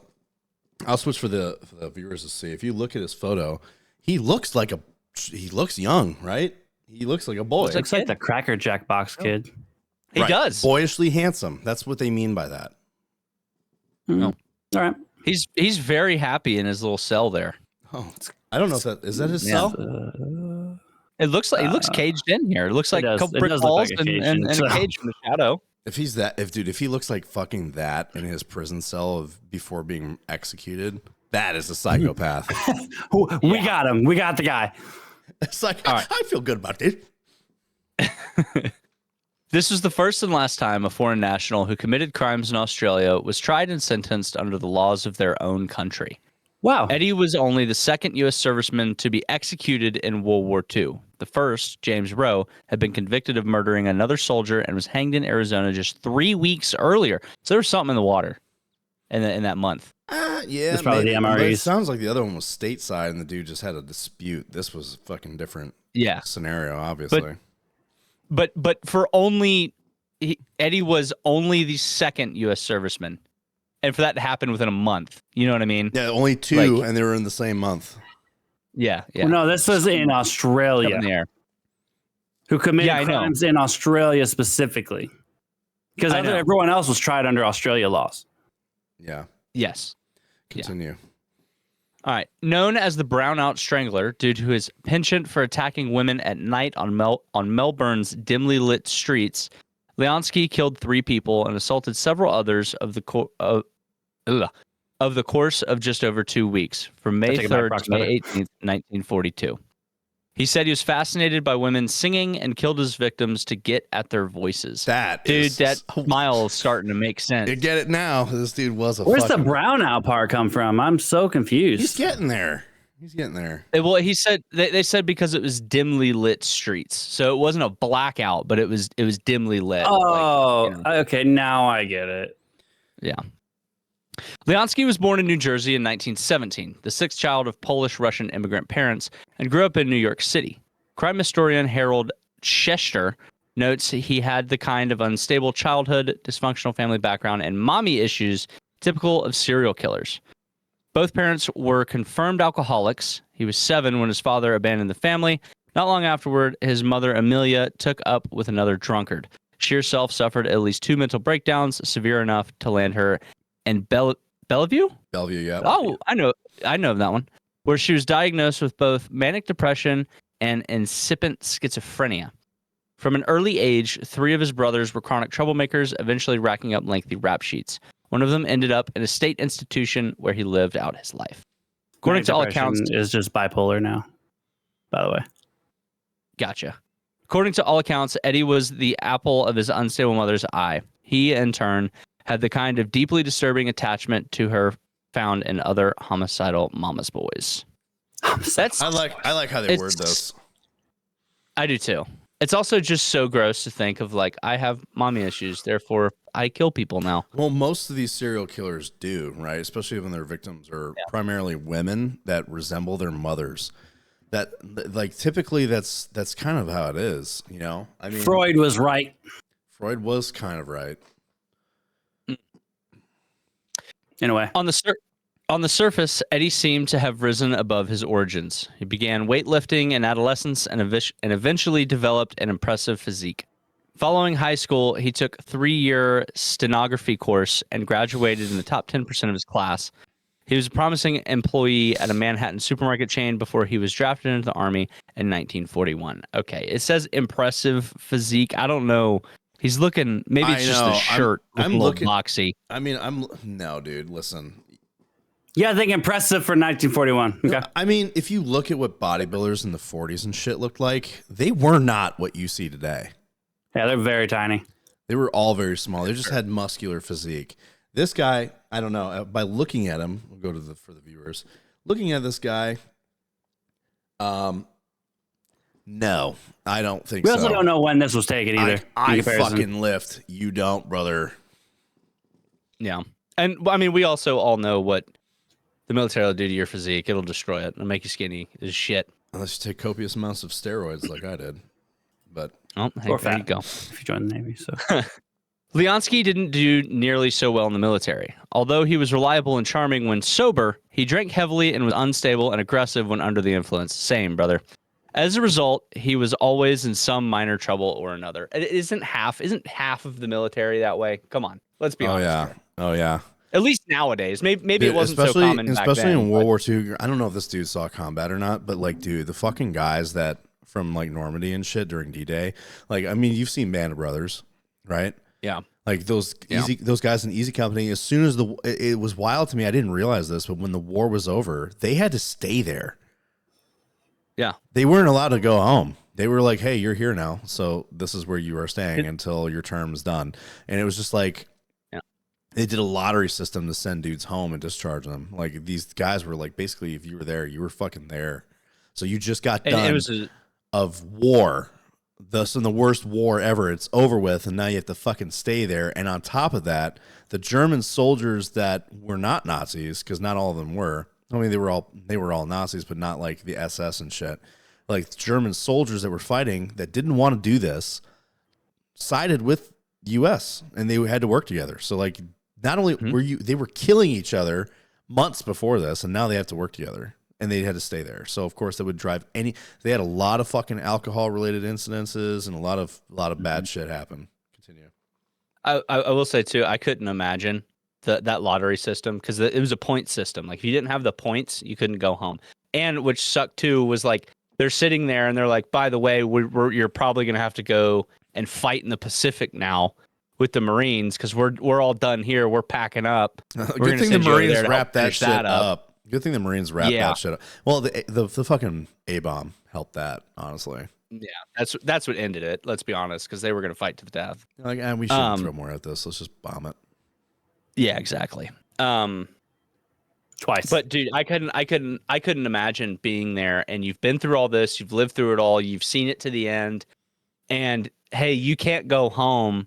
We're going to do a lottery, and then some dude that's only been there a few months wins the lottery and goes home. I'd be like, you. And then all of them in their minds had the same mindset of like, I can't wait to go home when this is over. And then like this fucking boot. Yeah. I can't wait to go home when this is all over. I've been here since D-Day. Only to find out like you don't get to go home when it's over. Yeah. And then this fucking boot gets chosen to go home. Mm-hmm. Yeah. All right. Hell to the gnaw. Pays him. But there was a war on the United States, was not in a position to be picky about who would serve. Eddie was sent to Australia in early 1942. Only weeks after his arrival. Yeah, for real. Only weeks after his arrival, he began attacking women and trying to choke them. First few times he was interrupted. Yeah, not at all. The first few times, as soon as he fucking touched land, he was like, "I'm gonna kill some bitches." Like, what the fuck? He got off that boat and went, I'm gonna be a murderer it's now. Time. Yeah. Only weeks after his arrival, he began attacking women and trying to choke them. The first few times, he was interrupted and had to flee before he could accomplish his purpose. Then his crime spree was interrupted in the last week of March after he went AWOL on a 6-day bender and was thrown into the brig for a month. As soon as he got out, he began stalking women again. Wow, he's just not wasting any fucking time. Wow, this dude, asshole. At 2 a.m. on May 3rd, an extremely intoxicated Leonsky encountered 40-year-old Ivy Violet McLeod waiting for a streetcar near dry cleaners. He strangled her to death and ripped off her clothing, but was scared away when he heard footsteps. You're willing to go that far, but footsteps scare you? Well, I mean, someone's coming. He's got to get out of there. You don't want to get caught. You literally just killed someone and then stripped them naked, and someone's approaching you. Do you really want to be caught right there if you're this guy? I totally missed the part where she was strangled to death. Yes. Yeah, she's dead. McLeod's body was found several hours later, legs wide apart and feet tucked under her thighs with genitals exposed. Good Lord. Her killer had not had time to rape her. So hold on. He heard footsteps, but the footsteps came nowhere near where this was going down. But the fact that her body was discovered hours later. Or I wonder if not officially reported until hours later. Right. He sounds a bit necrophiliac because she was dead before he was going to sodomize her. Let's wait and see the other victims if he did the same thing before we make that conclusion. A week later, Eddie was in a restaurant when he struck up a conversation with 31-year-old Pauline Buchanan Thompson, a policeman's wife and mother of two. They went to a bar after dinner and spent several hours talking and drinking. It's cheating, ho. Fucked up. Ew. Close to midnight, Eddie offered to escort her home. On the way, Miss Thompson started drunkenly singing. She had a nice voice, he said in his confession. He got angry when she stopped. I got mad and then tore at her. I tore her apart. A few hours later, a night watchman found her body on the very steps of her boarding house. Like Miss McLeod, she was nearly nude with her legs splayed, but had not been raped. I'm so confused. Hours later, a hungover Eddie Leonsky was nursing the hair of the dog that bit him when he told a fellow soldier what he'd done. He made more statements about the two murders over the next few days, but his friend didn't believe him and told no one what Leonski was saying. Time during which Leonski made 3 more unsuccessful assaults on women. Imagine being that ballsy. You're just telling your boys, just so casually, I killed 2 women in the barracks. Yeah.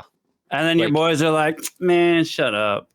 But that makes me wonder, how much crazy shit did he say up until his confession that they were like, okay, great. Yeah, that's just him.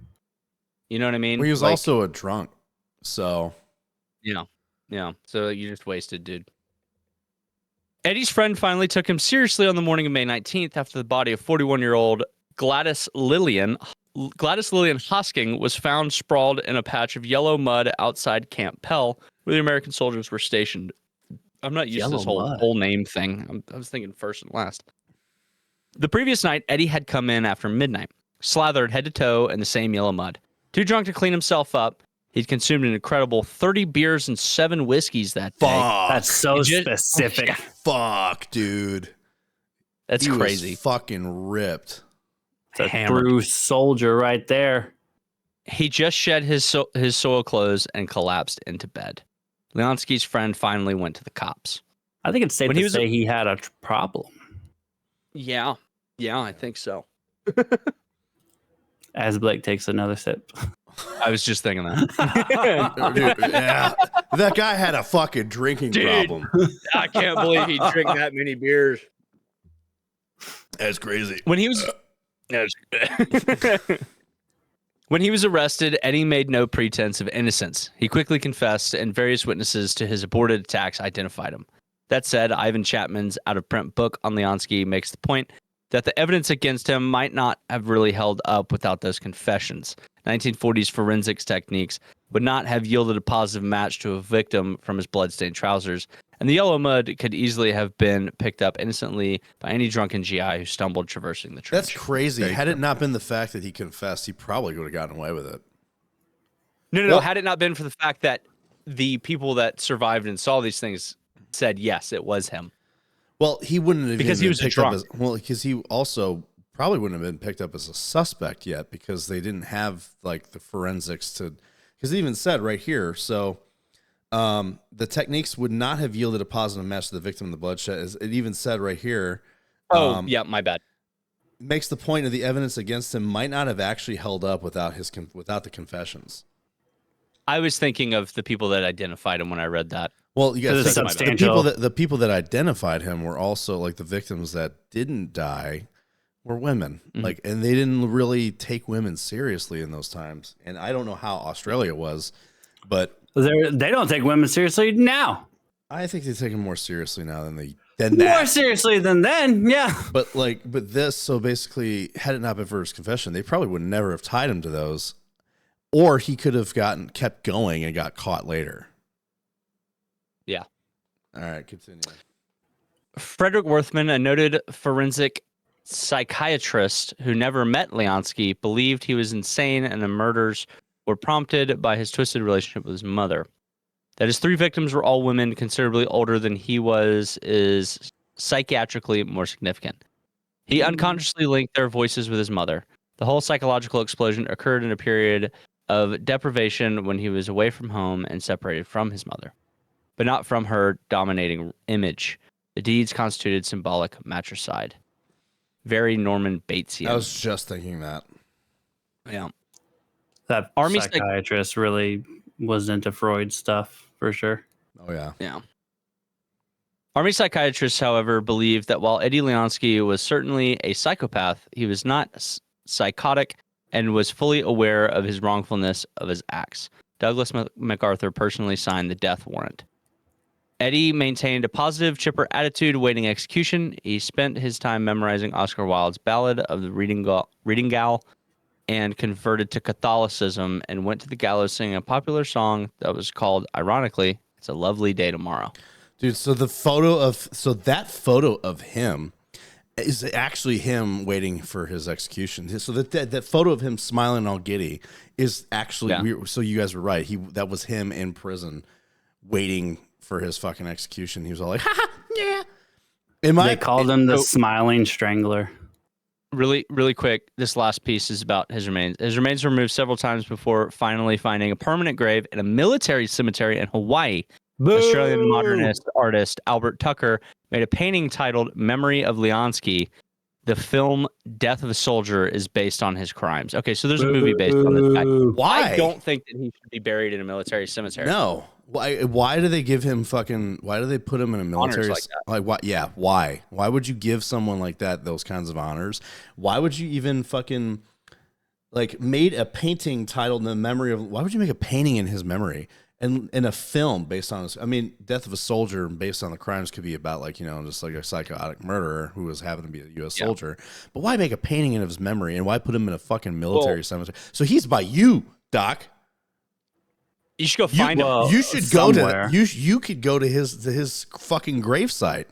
Hold on, let's He might not look be this on up. this island though. What's He's got a very Also, it said bland modernist. headstone. Where That's is You looked it up. Eddie? I just clicked on the link. Also, it said modernist artist. I'm assuming like the painting and the title Memory of Leonsky is more of a like, don't forget this asshole. Dude, You know what I Yeah, mean? he could Not have really done like it in any way. We don't know what he portrayed. Eddie Leonsky is buried at the Schofield Barracks Post Cemetery in Honolulu. That's fucking wild. Is it near you? That's down the fucking road, damn near. Like You need to Schofield go- Barracks is 20 minutes from here. Go get a selfie with it, like Absolutely in not. a couple days, so you can put it in the episode and be like, Here's look at this. I'm next to him. Here's also another photo of fucking Eddie Leonsky. Like, if you go to the Wikipedia of him and you look at the photo, like, this is what that dude, it's a close-up photo of him. They called him the Smiling Smiling Strangler. Strangler. That's why. Can you imagine this fucking dude killing some, like, what? That's crazy. I can absolutely imagine it. Yeah, you could. So that is also insane that he's buried at the Schofield Barracks Post Cemetery in Honolulu. Like, How does that happen? yeah, a serial Schofield like Barracks. a serial killer, because he is technically classified as serial killer because he murdered 3 people. Was it 3 or 4? What was his? I want to know what his discharge was, because if his discharge wasn't dishonorable, that could be how this was skirted. It could be. I don't know, because I mean it couldn't have been anything else, because Douglas MacArthur signed his death warrant. The general. That doesn't necessarily mean that could have just mean he was like, "Fuck this guy." I mean, I guess in all fairness too, they probably don't want to go through the process of like changing his discharge status to move his body again. He's been moved several times. Yeah. Weird. I like, it's just, And that know, doesn't, I'm trying to. that doesn't sit well with me, is that this fucking dude is buried at Schofield Barracks. I'm so fucking. Which I'm sure that like any soldiers that are stationed in fucking Hawaii could probably tell us. Like, I'm sure you guys have heard about this. Look at the like a face only a mother could love. She looks like a very happy Italian lady, doesn't she? yeah. I'll give it a read. You read the first 2. I kind of want to. So, by the way, her name is Leonarda Cianciulli. That's how you pronounce that. Cianciulli. Cianciulli. Okay. She Ready? was in Correggio. I don't know where that is. It's like in the northern Italy. Oh. All right, let's get it. Look, by the way, look at this bitch's fucking face. So She looks like a mean bitch.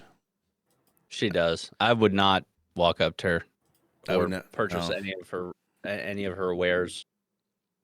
Mother Dearest: The Crimes of Leonardo Cianciulli, the soap maker of Correggio.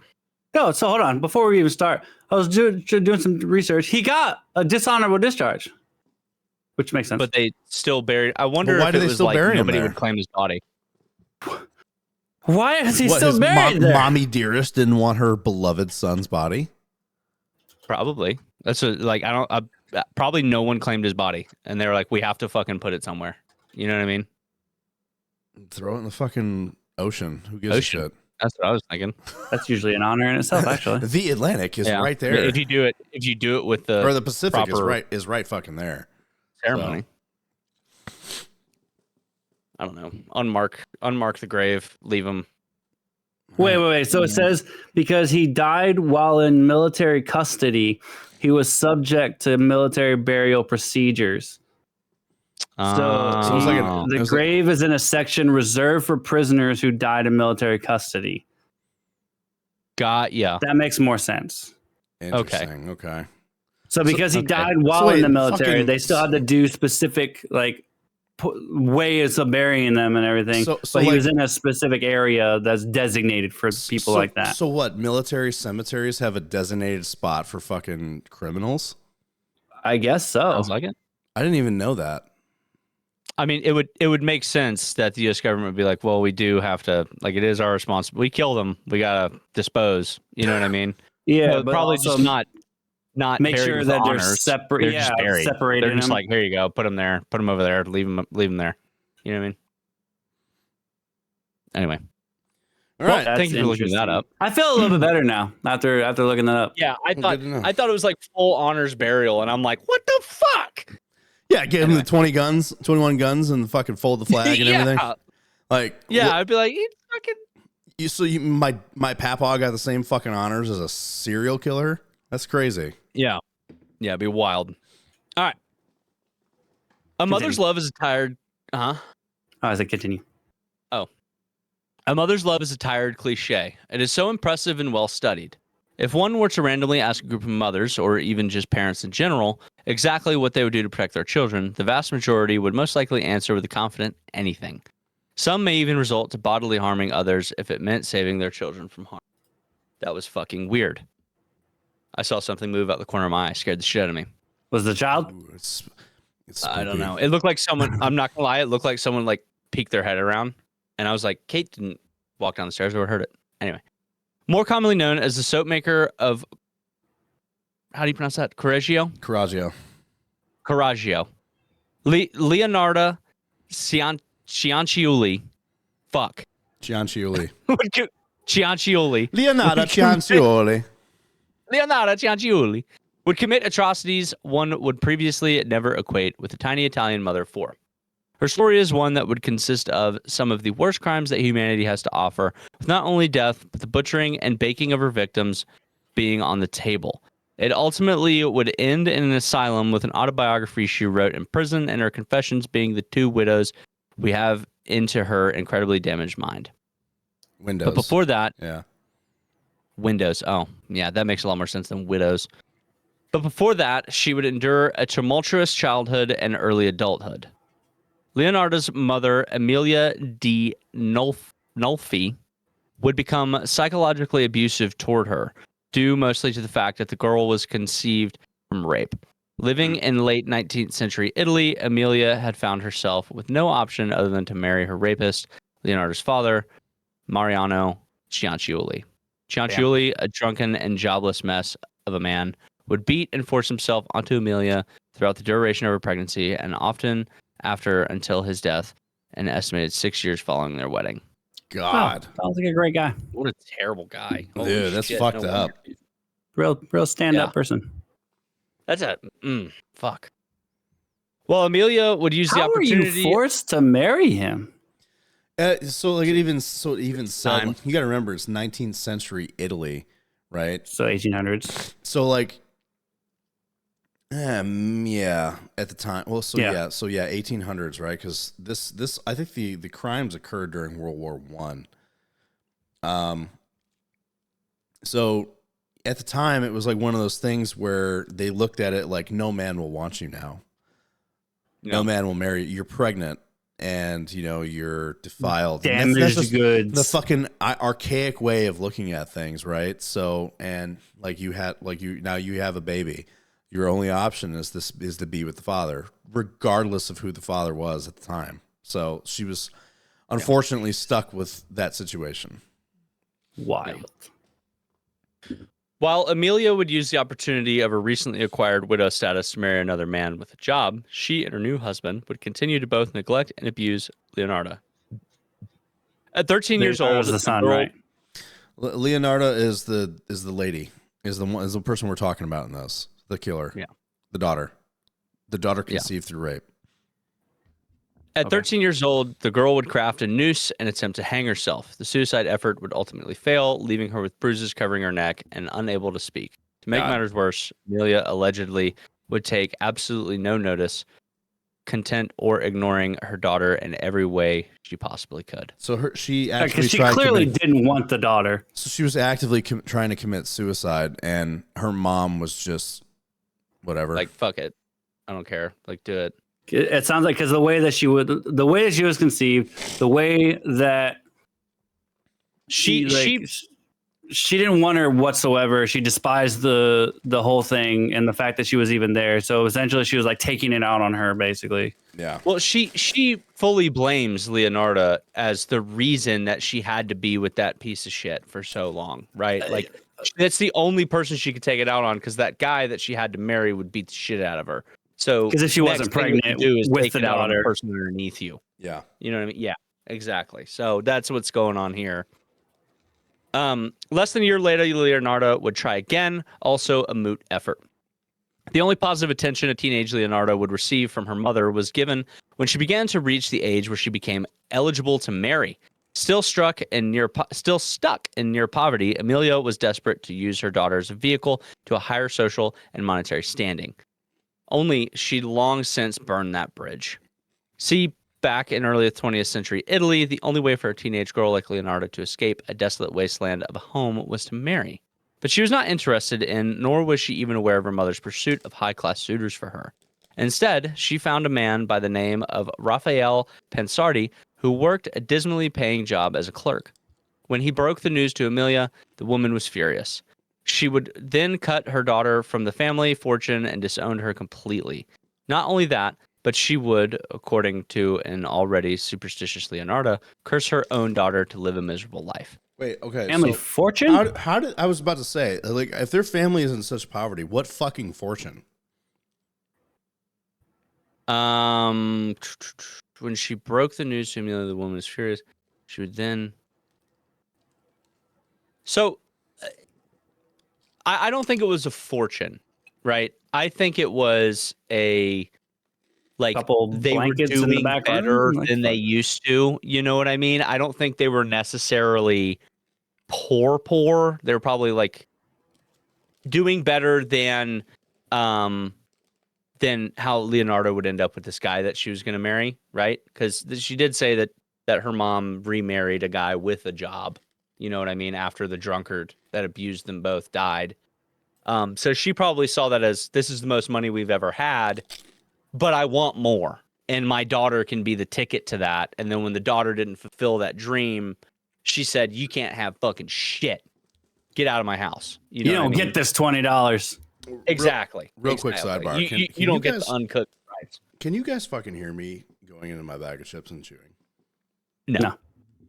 All right, it's picking up on OBS, so I just wanted to check. It's picking up on OBS, and I wanted to make sure that people weren't just hearing like a. That'd be kind of funny, actually. It would be pretty funny. While Raphael proved to be a loving and supportive husband, the couple would also endure an incredible amount of hardship that only fed Leonardo's growing fear and longing for control. Out of a total of 17 pregnancies she underwent, 3 resulted in miscarriage. Holy 17! Close them. But this is also early 1900s. This was still very common due to medicine not being as modern. You kind of had to have 20 kids. Birth control wasn't exactly a thing. There was no condoms. Yeah. There was no fucking birth control. There's no abortion. But it was also like if you wanted to keep your bloodline going, you had to have a bunch of kids because a lot of them died young. It was just normal. Which in this case, yes. Yeah, 10 died as young children, and only 4 would survive into adulthood. The eldest of these children, Giuseppe, became both Leonardo's favorite to the point that it would soon grow to be obsessive. Giuseppe. So condoms have been around for fucking ever. What a fucking Italian name. Like just like the most like I just think of a New York fucking greaseball pizza shop owner. Oh, Giuseppe. Yeah, you know. Yeah. Giuseppe Ciaccioli. Well, have you seen that Family Guy? Have you seen that Family Guy skit where Chris becomes Italian, like he's an Italian mobster, because they send him to like a school for troubled kids, He's like lifting weights in the living room, and he's just like not listening to what Peter and Lois have to say. And Peter goes, I'm gonna tell you this, and the only way I think you'll understand. You're breaking your mother's heart. And he's like, oh, Mama, why didn't you tell me? And it's just fucking white ass Chris Griffin with blonde hair. Like, oh no. My family said that when I came back from Italy that I had a fucking Italian accent when I spoke. I'm like, what? They said I had the in my voice. Apparently I did though. Apparently I did have that, but I didn't know it. I did not notice it. They're like, you have a little bit of yeah, when you talk. I'm like, what the fuck? But I did have to speak Italian to people, so of course I guess that makes sense. That makes sense. And I had to hear fucking Super Mario everywhere I went, so you know. I used to have a very thick Southern drawl from when I lived in Georgia when I was a kid. Had to grow out of that one. I'm just blown away by 17 pregnancies. Dude, me too. All right. While living in Potenza with Raphael's family, Leonardo worked as a janitor for a bank where she would attempt to write herself an account filled with an exorbitant amount of money. This landed her in an all-female prison for fraud. So she just tried to be like, I got money now, bitch. And they're just like I'm going to write. I'm just going to fucking make an account and then just fudge some numbers to make it look like I have this amount of money. Like that's absolutely wild. Oh man, love it. Immediately following her release, she insisted on moving the family to Lacedonia. Here, she found community with both the families in her neighborhood and the camps of Romani people that occupied the local woods. It was during her visits with the Romani that she was taught how to read palms and took up the art of fortune telling. Oh, gypsy, science, right? It's like a gypsy thing. Romani was a gypsy community, yeah. Okay. So the Romani were Romanians, right? So the Romani were like Romanian gypsies or Eastern Europeans. Like the gypsies were. I know everyone says gypsy's a derogative term, but in Europe and Italy, that's what they call them. Like that, there's. It's like people that aren't Italians that live, like, basically they live in fucking tents and campers and they're nomads, right? So they're just like, that's what they were. And they were mostly Eastern European. I honestly didn't know that. I didn't know gypsy was considered a derogatory term. I thought that was just... Nowadays, it is. Everything's a fucking derogatory term now. That's fucking true. Her leaning into superstitions became more and more prominent during the family's residence in Lacedonia. This would become even more drastic when, in 1930, the Irpinia earthquake hit the village and destroyed the Pansardi house, forcing them to move to Correggio. Hell yeah, I got it right. Fuck yeah, dude. I like how you're looking to us for fucking confirmation. I was looking at Brock. What we're talking about. I was looking at Brock and he went... Ma fa culo, bibbidi bobbidi. By the way, when I was in Italy, that whole thing, we went to a we did like a public what is it? Not public speaking, like a fuck. They grabbed a bunch of Marines and they were like, "Hey, we're gonna go to these high schools and they're gonna meet you guys and ask questions about America and all this stuff." Public service type deal, right? So I was like, fuck it, I'll go. Like, that's a day off. So I went, and these kids, they were asking us questions. They were like, well, what's something that you, like, thought about Italians whenever you came here? By the way, most of them spoke great English, which blew my mind. And they're like, yeah, they were joking with us, like, you Americans only speak English. That's why the rest of the fucking world knows English. Fun fact. They're like, you refuse to learn our languages. Fun fact. Most young-aged Italians do. They just won't speak it to you. Yeah, they want, and then when you try to speak Italian and you do a shit job, they make fun of you, and then they speak to you in English like you're a moron. That's so rude. But, they didn't do that. Dude, the French are like this too. So let's just like in Italy, like I tried. French are assholes. Fuck yeah, they are. Fuck the French. I don't care what you think. Sorry, y'all stink and y'all fucking, you know, you talk shit and you fucking quit everywhere you're in. So okay. So it was one time. Both of the big ones, by the way. I think it was only once. No, it was the French. The French did it in World War I also. So The Italians, whenever I'd go out, I would try.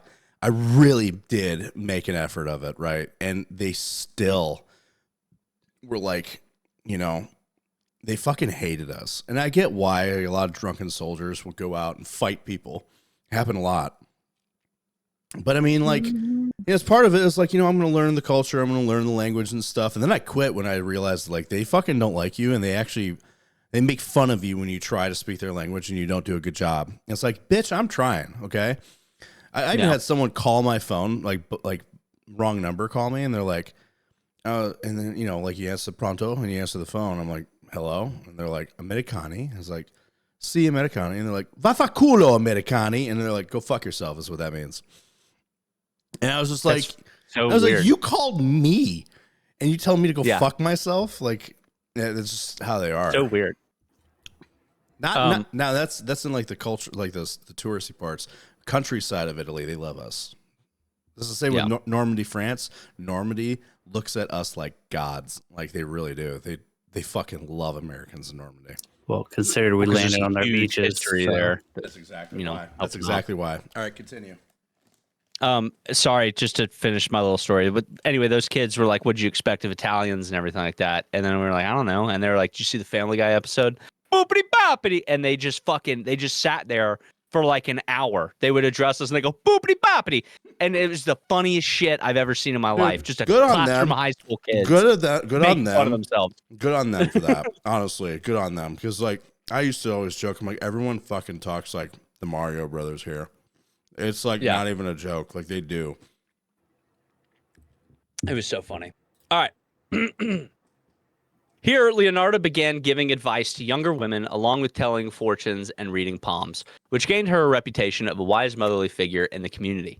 Before anyone made a life-altering decision, they visited Leonardo. She also continued visiting fortune tellers herself, one of which would give her what would become a horrid, self-fulfilling prophecy. In your right hand, I see a person. In your left, a criminal asylum. Prison. While the news, I see prison. Fuck my ass. You've been around Brock. In your right hand, I see prison. In your left, a criminal asylum. While the news was most definitely alarming, she was also grateful it didn't concern her surviving children. I will say the whole person thing, kind of auto-filling, made sense because we're going down a serial killer hole here. I thought it was going to be I see you killing people and then ending up in an asylum. I think this is my brain auto-filled here. You dyslexic fuck. Hey, it happens, and I'm sitting here trying to sound intense. Not easy to fucking read these articles, is it? No, it's not. I've never, only maybe twice, made fun of you. I'd like to see Doc do one of these times. Oh, dude, yes. That was a good time. Once again, there was a calm. Meaning the upcoming storm was going to be absolutely brutal. In 1939, her favorite son, Giuseppe, enlisted in the Italian army. Oh, Giuseppe, you're breaking your mother's heart. Giuseppe, cosa, Giuseppe? Mamma mia. Although there are no documented... We're canceled immediately. I don't give a fuck. Oh, the Italians are white, too. We're safe. Yeah, they're white. They're just pasta. They're just pasta white. Yeah. Although there are no documented Romani rituals that match what Leonardo would do, most historians and biographers believe her deep obsession with everything supernatural and superstitious is what drove her to believe in human sacrifice. Oh, this is an interesting way to go about that, the way this is going. You know what I mean? Instead of just being I hated my mother. You understand why I save this for last? I do. All right. No. Her position as the town's resident sweet mother figure would prove incredibly useful in her plot. The first woman she lured was a middle-aged spinster looking to leave Correggio by the name of Faustina Setti. Leonardo convinced It's a glorious name. It's a great name. Leonardo convinced Faustina that she had found her a possible husband in the larger town of Pola. Then insisted that she tell no one of the news. Instead, she would leave letters to be delivered after her departure to go meet her suitor. Eternally grateful and ecstatic, she visited Leonardo one last time before her journey to compensate her with $530, $9,500 today. Goddamn. God, she paid her $9,500 fucking dollars in today's money for for that. Reading her palm. They get murdered. But the welder woman insisted that before her journey, she celebrated with some wine. The wine, as it turns out, had been poisoned by Leonardo shortly before. With her first victim unconscious, she issued the death blow with an axe. Damn, this is Lizzie Borden shit. Two fucking things that said, like, one thing, women are methodical. Yes, methodical. She poisoned, and they usually use poison, right? But, I mean, granted, she used the poison to incapacitate her, and fucking Lizzie Borden her in the head with an axe, which is brutal as fuck, and typically not the MO of women. But, yeah, like, she lured her in, got her comfortable, poisoned her.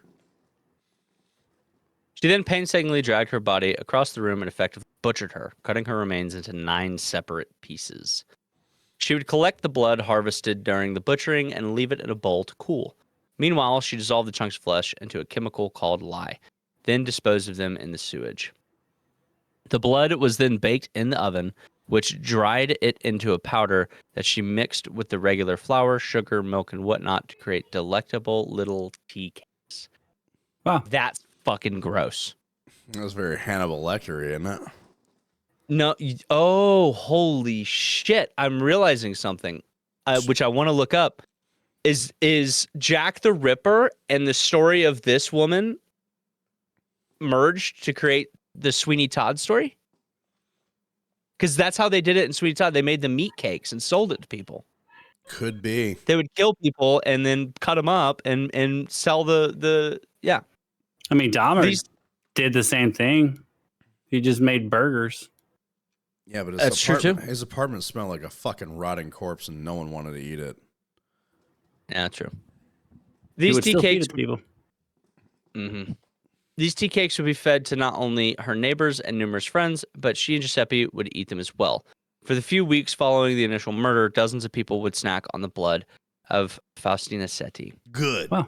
God, bro. So gross. Soon following the first sacrifice, Leonardo began scouting out another victim. She found Think about that. Think about this. Think about how many times you've just eaten things from people. You have no idea what it really is. It could be another body. That's true. Yeah.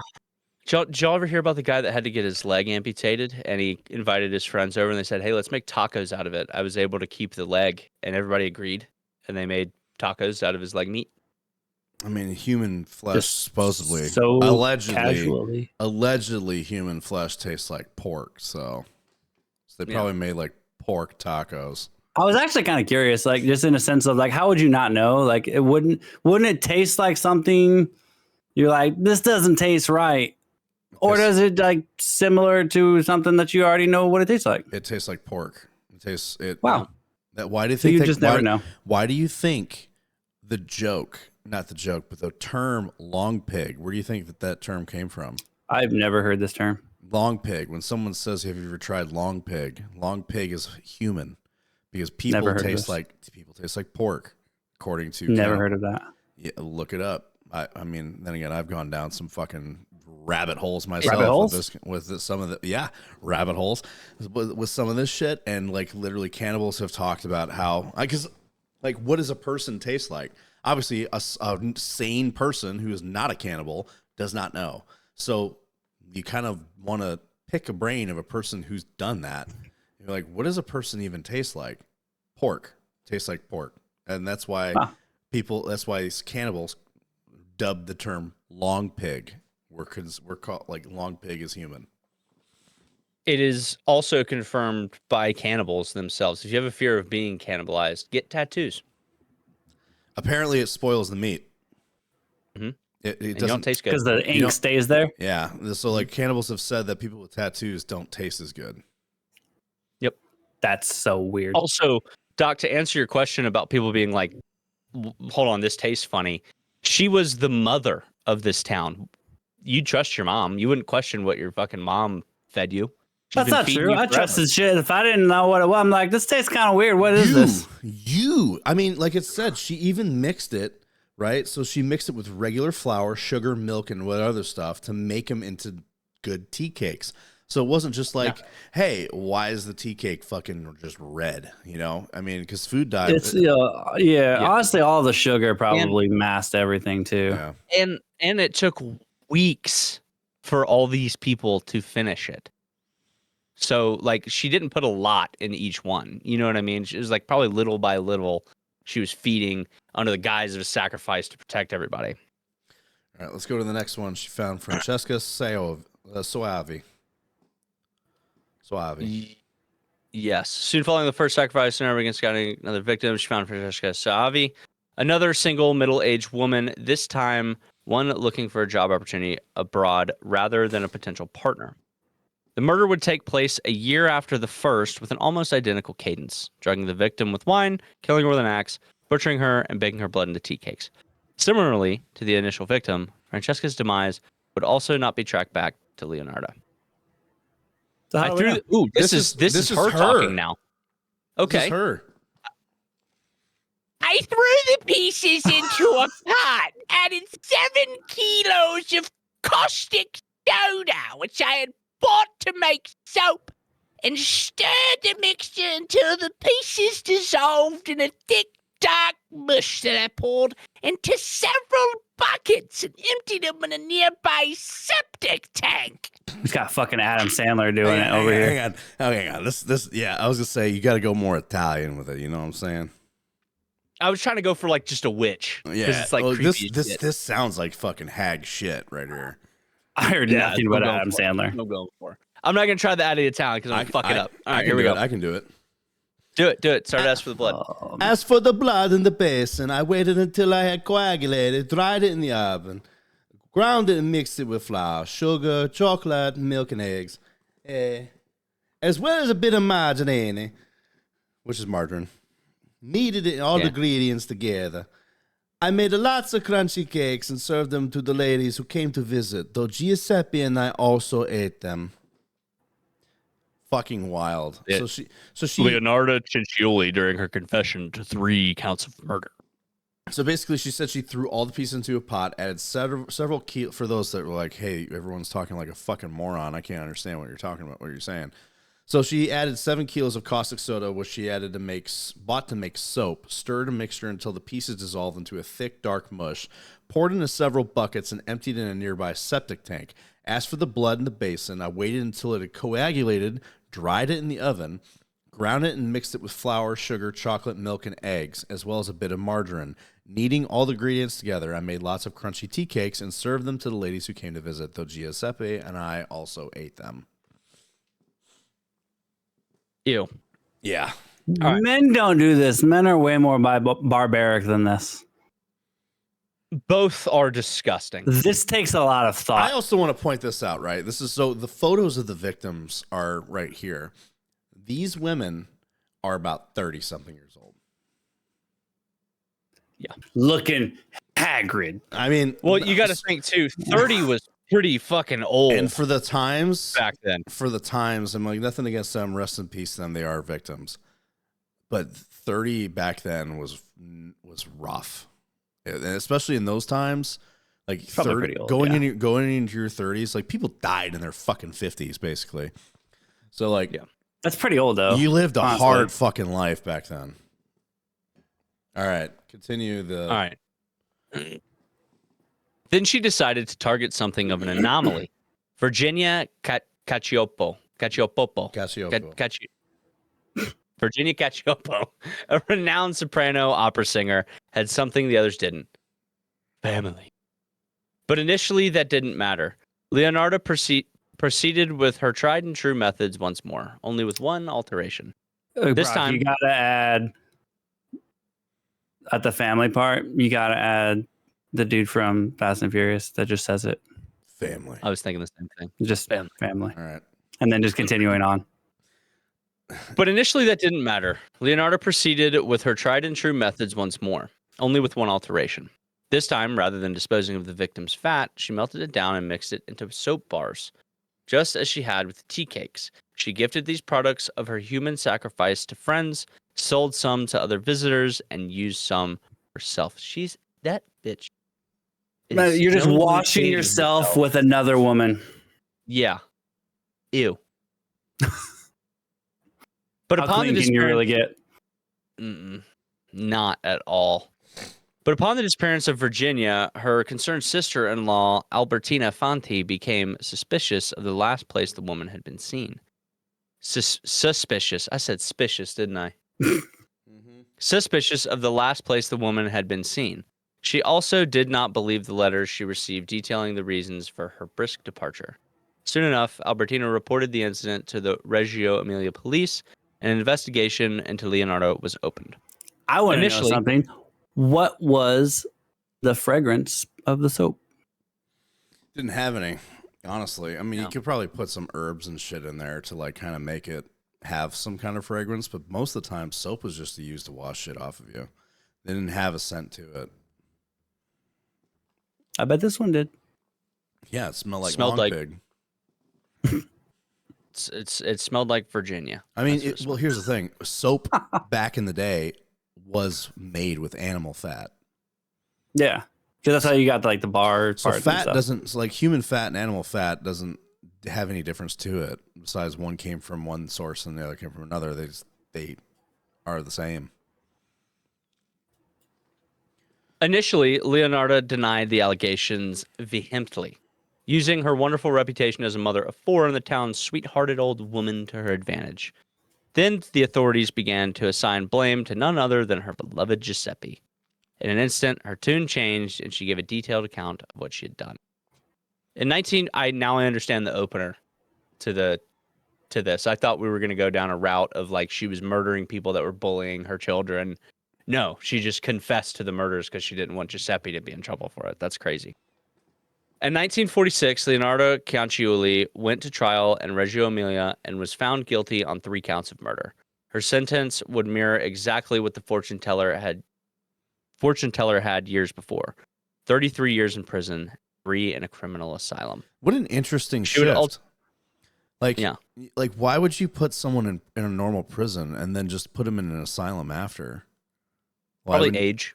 I mean, it would even still, like, if you think someone's crazy enough to put them in an asylum, why not just put them in the asylum? She looks you gotta like the think, too- babushka lady. You got to think too. Times were different. No one really had sympathy if you had a mental illness. They didn't give a fuck. They didn't believe in that. You know what I mean? Like mental illness wasn't real back then. If it was, you were never getting out. Like Yeah, people would exactly. be committed. Like you could frame someone and be like they're crazy, and then get them into the insane asylum, and they were never gonna get out. Like it basically was a prison, and no one was gonna believe you because you're crazy, quote unquote. Shit, this is an era where women were taken to asylums to be given a hysterectomy to get rid of their hysteria and listen to their men better. Which is probably Didn't why. I tell you that? Which is probably why it's called hysterectomy. It is. Yes. No, that's exactly why it's called a hysterectomy. Didn't I Oh, tell you that? Mhm. I learned That's what I something thought. new today. All right, I've never last said bit. that to you before. All right, last Paragraph. She would ultimately meet her demise in the midst of her asylum stay, dying of cerebral apoplexy. Is that how I say that? Apoplexy. Apoplexy. Apoplexy. Apoplexy. Something. Apoplexy. Cerebral apoplexy in the Women's Criminal Asylum of Pazzuli in 1970. This She would had a be stroke. after she wrote and published. Oh, okay. Why didn't they just say that? What is Right. it? This would be after she wrote a stroke. Oh, She had a stroke. This would be after she wrote and published a more than 700-page memoir titled Confessions of a Bitter Soul. Confessione There we di go. un'Emilia Amaragiata. Confessions of a Bitter Soul. Today, She's many honest. many artifacts from the scenes of her crimes, including the pot in which she boiled her victims, are on display in the Criminology Museum in Rome. 84 years after Leonarda Cianciulli committed her first great atrocity, her story remains a horrific tale of how far one can succumb to mental illness and delve into superstition. This is what she looked like in her bitter old age. Late Just years. an old fucking Italian. She looks, you know what? the older she got, the more trustworthy she looked. Which is horrifying, by the way. Like, it's like some Hansel and Gretel shit. Yeah. Yeah. She looks like a babushka lady. By the way, let's think about this. The amount of stories that are world renowned that are based off of killings is fucking crazy. I mean, half of Disney. Look at children's stories like were based off of like fucking, horrible shit that happened. I mean, I can't really think of. I mean, even nursery rhymes are based off of horrible events. Like "Ring Around the Rosie" is a nursery rhyme made off of the Black Plague. Yeah, Pocket Full of Posy. They used fucking plants and shit to like mask the smell of death all around them and shit. So "Ring Around the Rosie," "Pocket Full of Posy," "Ashes, ashes, we all fall down." Meaning like all the bodies get burned, everybody dies, we all fall down, like shit like that. Like that's nursery rhyme is like a fucking reference to the plague. Yeah. Absolutely nuts. So absolutely wild episode. That was the last of our serial killer Halloween episode. That was, I mean, obviously everybody was serial killers at war, except for her. I mean, like she popped up as a serial killer at a time of war, but I think her trial was during World War II. Yeah. So it's like nothing she did had anything to do with the war. It was just happened to be during that time. Yeah. But yeah, man. She was alive during them. I did some more searching too, and there's even some more modern people. Like when we were on a break, one of the most recent females that was in the National Guard, she was convicted in 2021, and she was killing veterans in a hospital by giving them insulin. That is, the thing is, like insulin, like I told you before, like I said this, women are methodical how they kill. Like when they do this shit, they don't typically do it in a brutal way. Her way was brutal, but before she killed them, she fucking incapacitated them by poisoning them. Mm-hmm. Right? Most of the other women that do these things, they do things methodical. Like they'll poison you in any which way. Insulin is a fucking smart one because insulin is very hard to detect. Well, nowadays it's different, but before, death by insulin was like killing people with overdosing them on insulin was like it doesn't show up in a toxicology.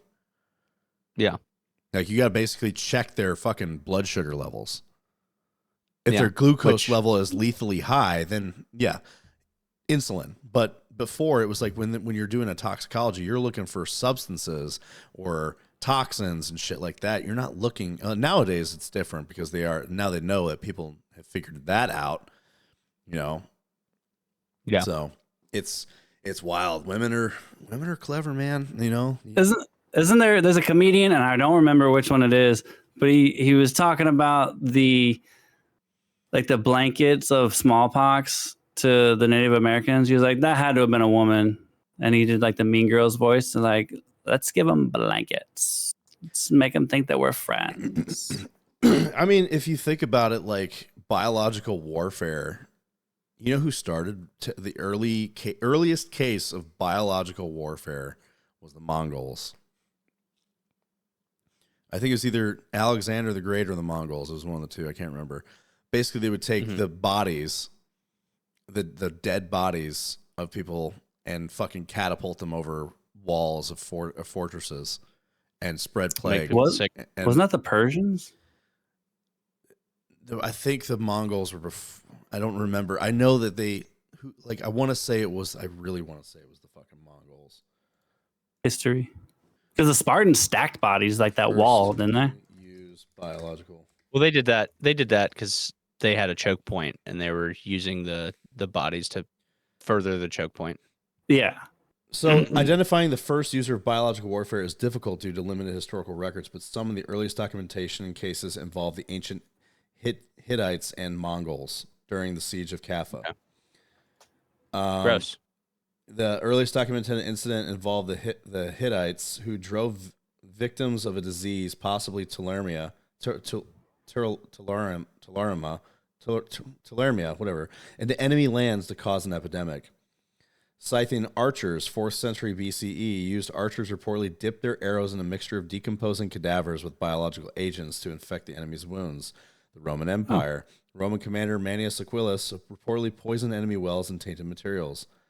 Mongols. During the siege of the Black Sea of Port of Kaffa, Mongol forces catapulted plague-infested corpses over the city walls. Many historians believe that escaping Genoese traders from the city carried the plague back to Italy, triggering the Black Death pandemic of Europe. Gross.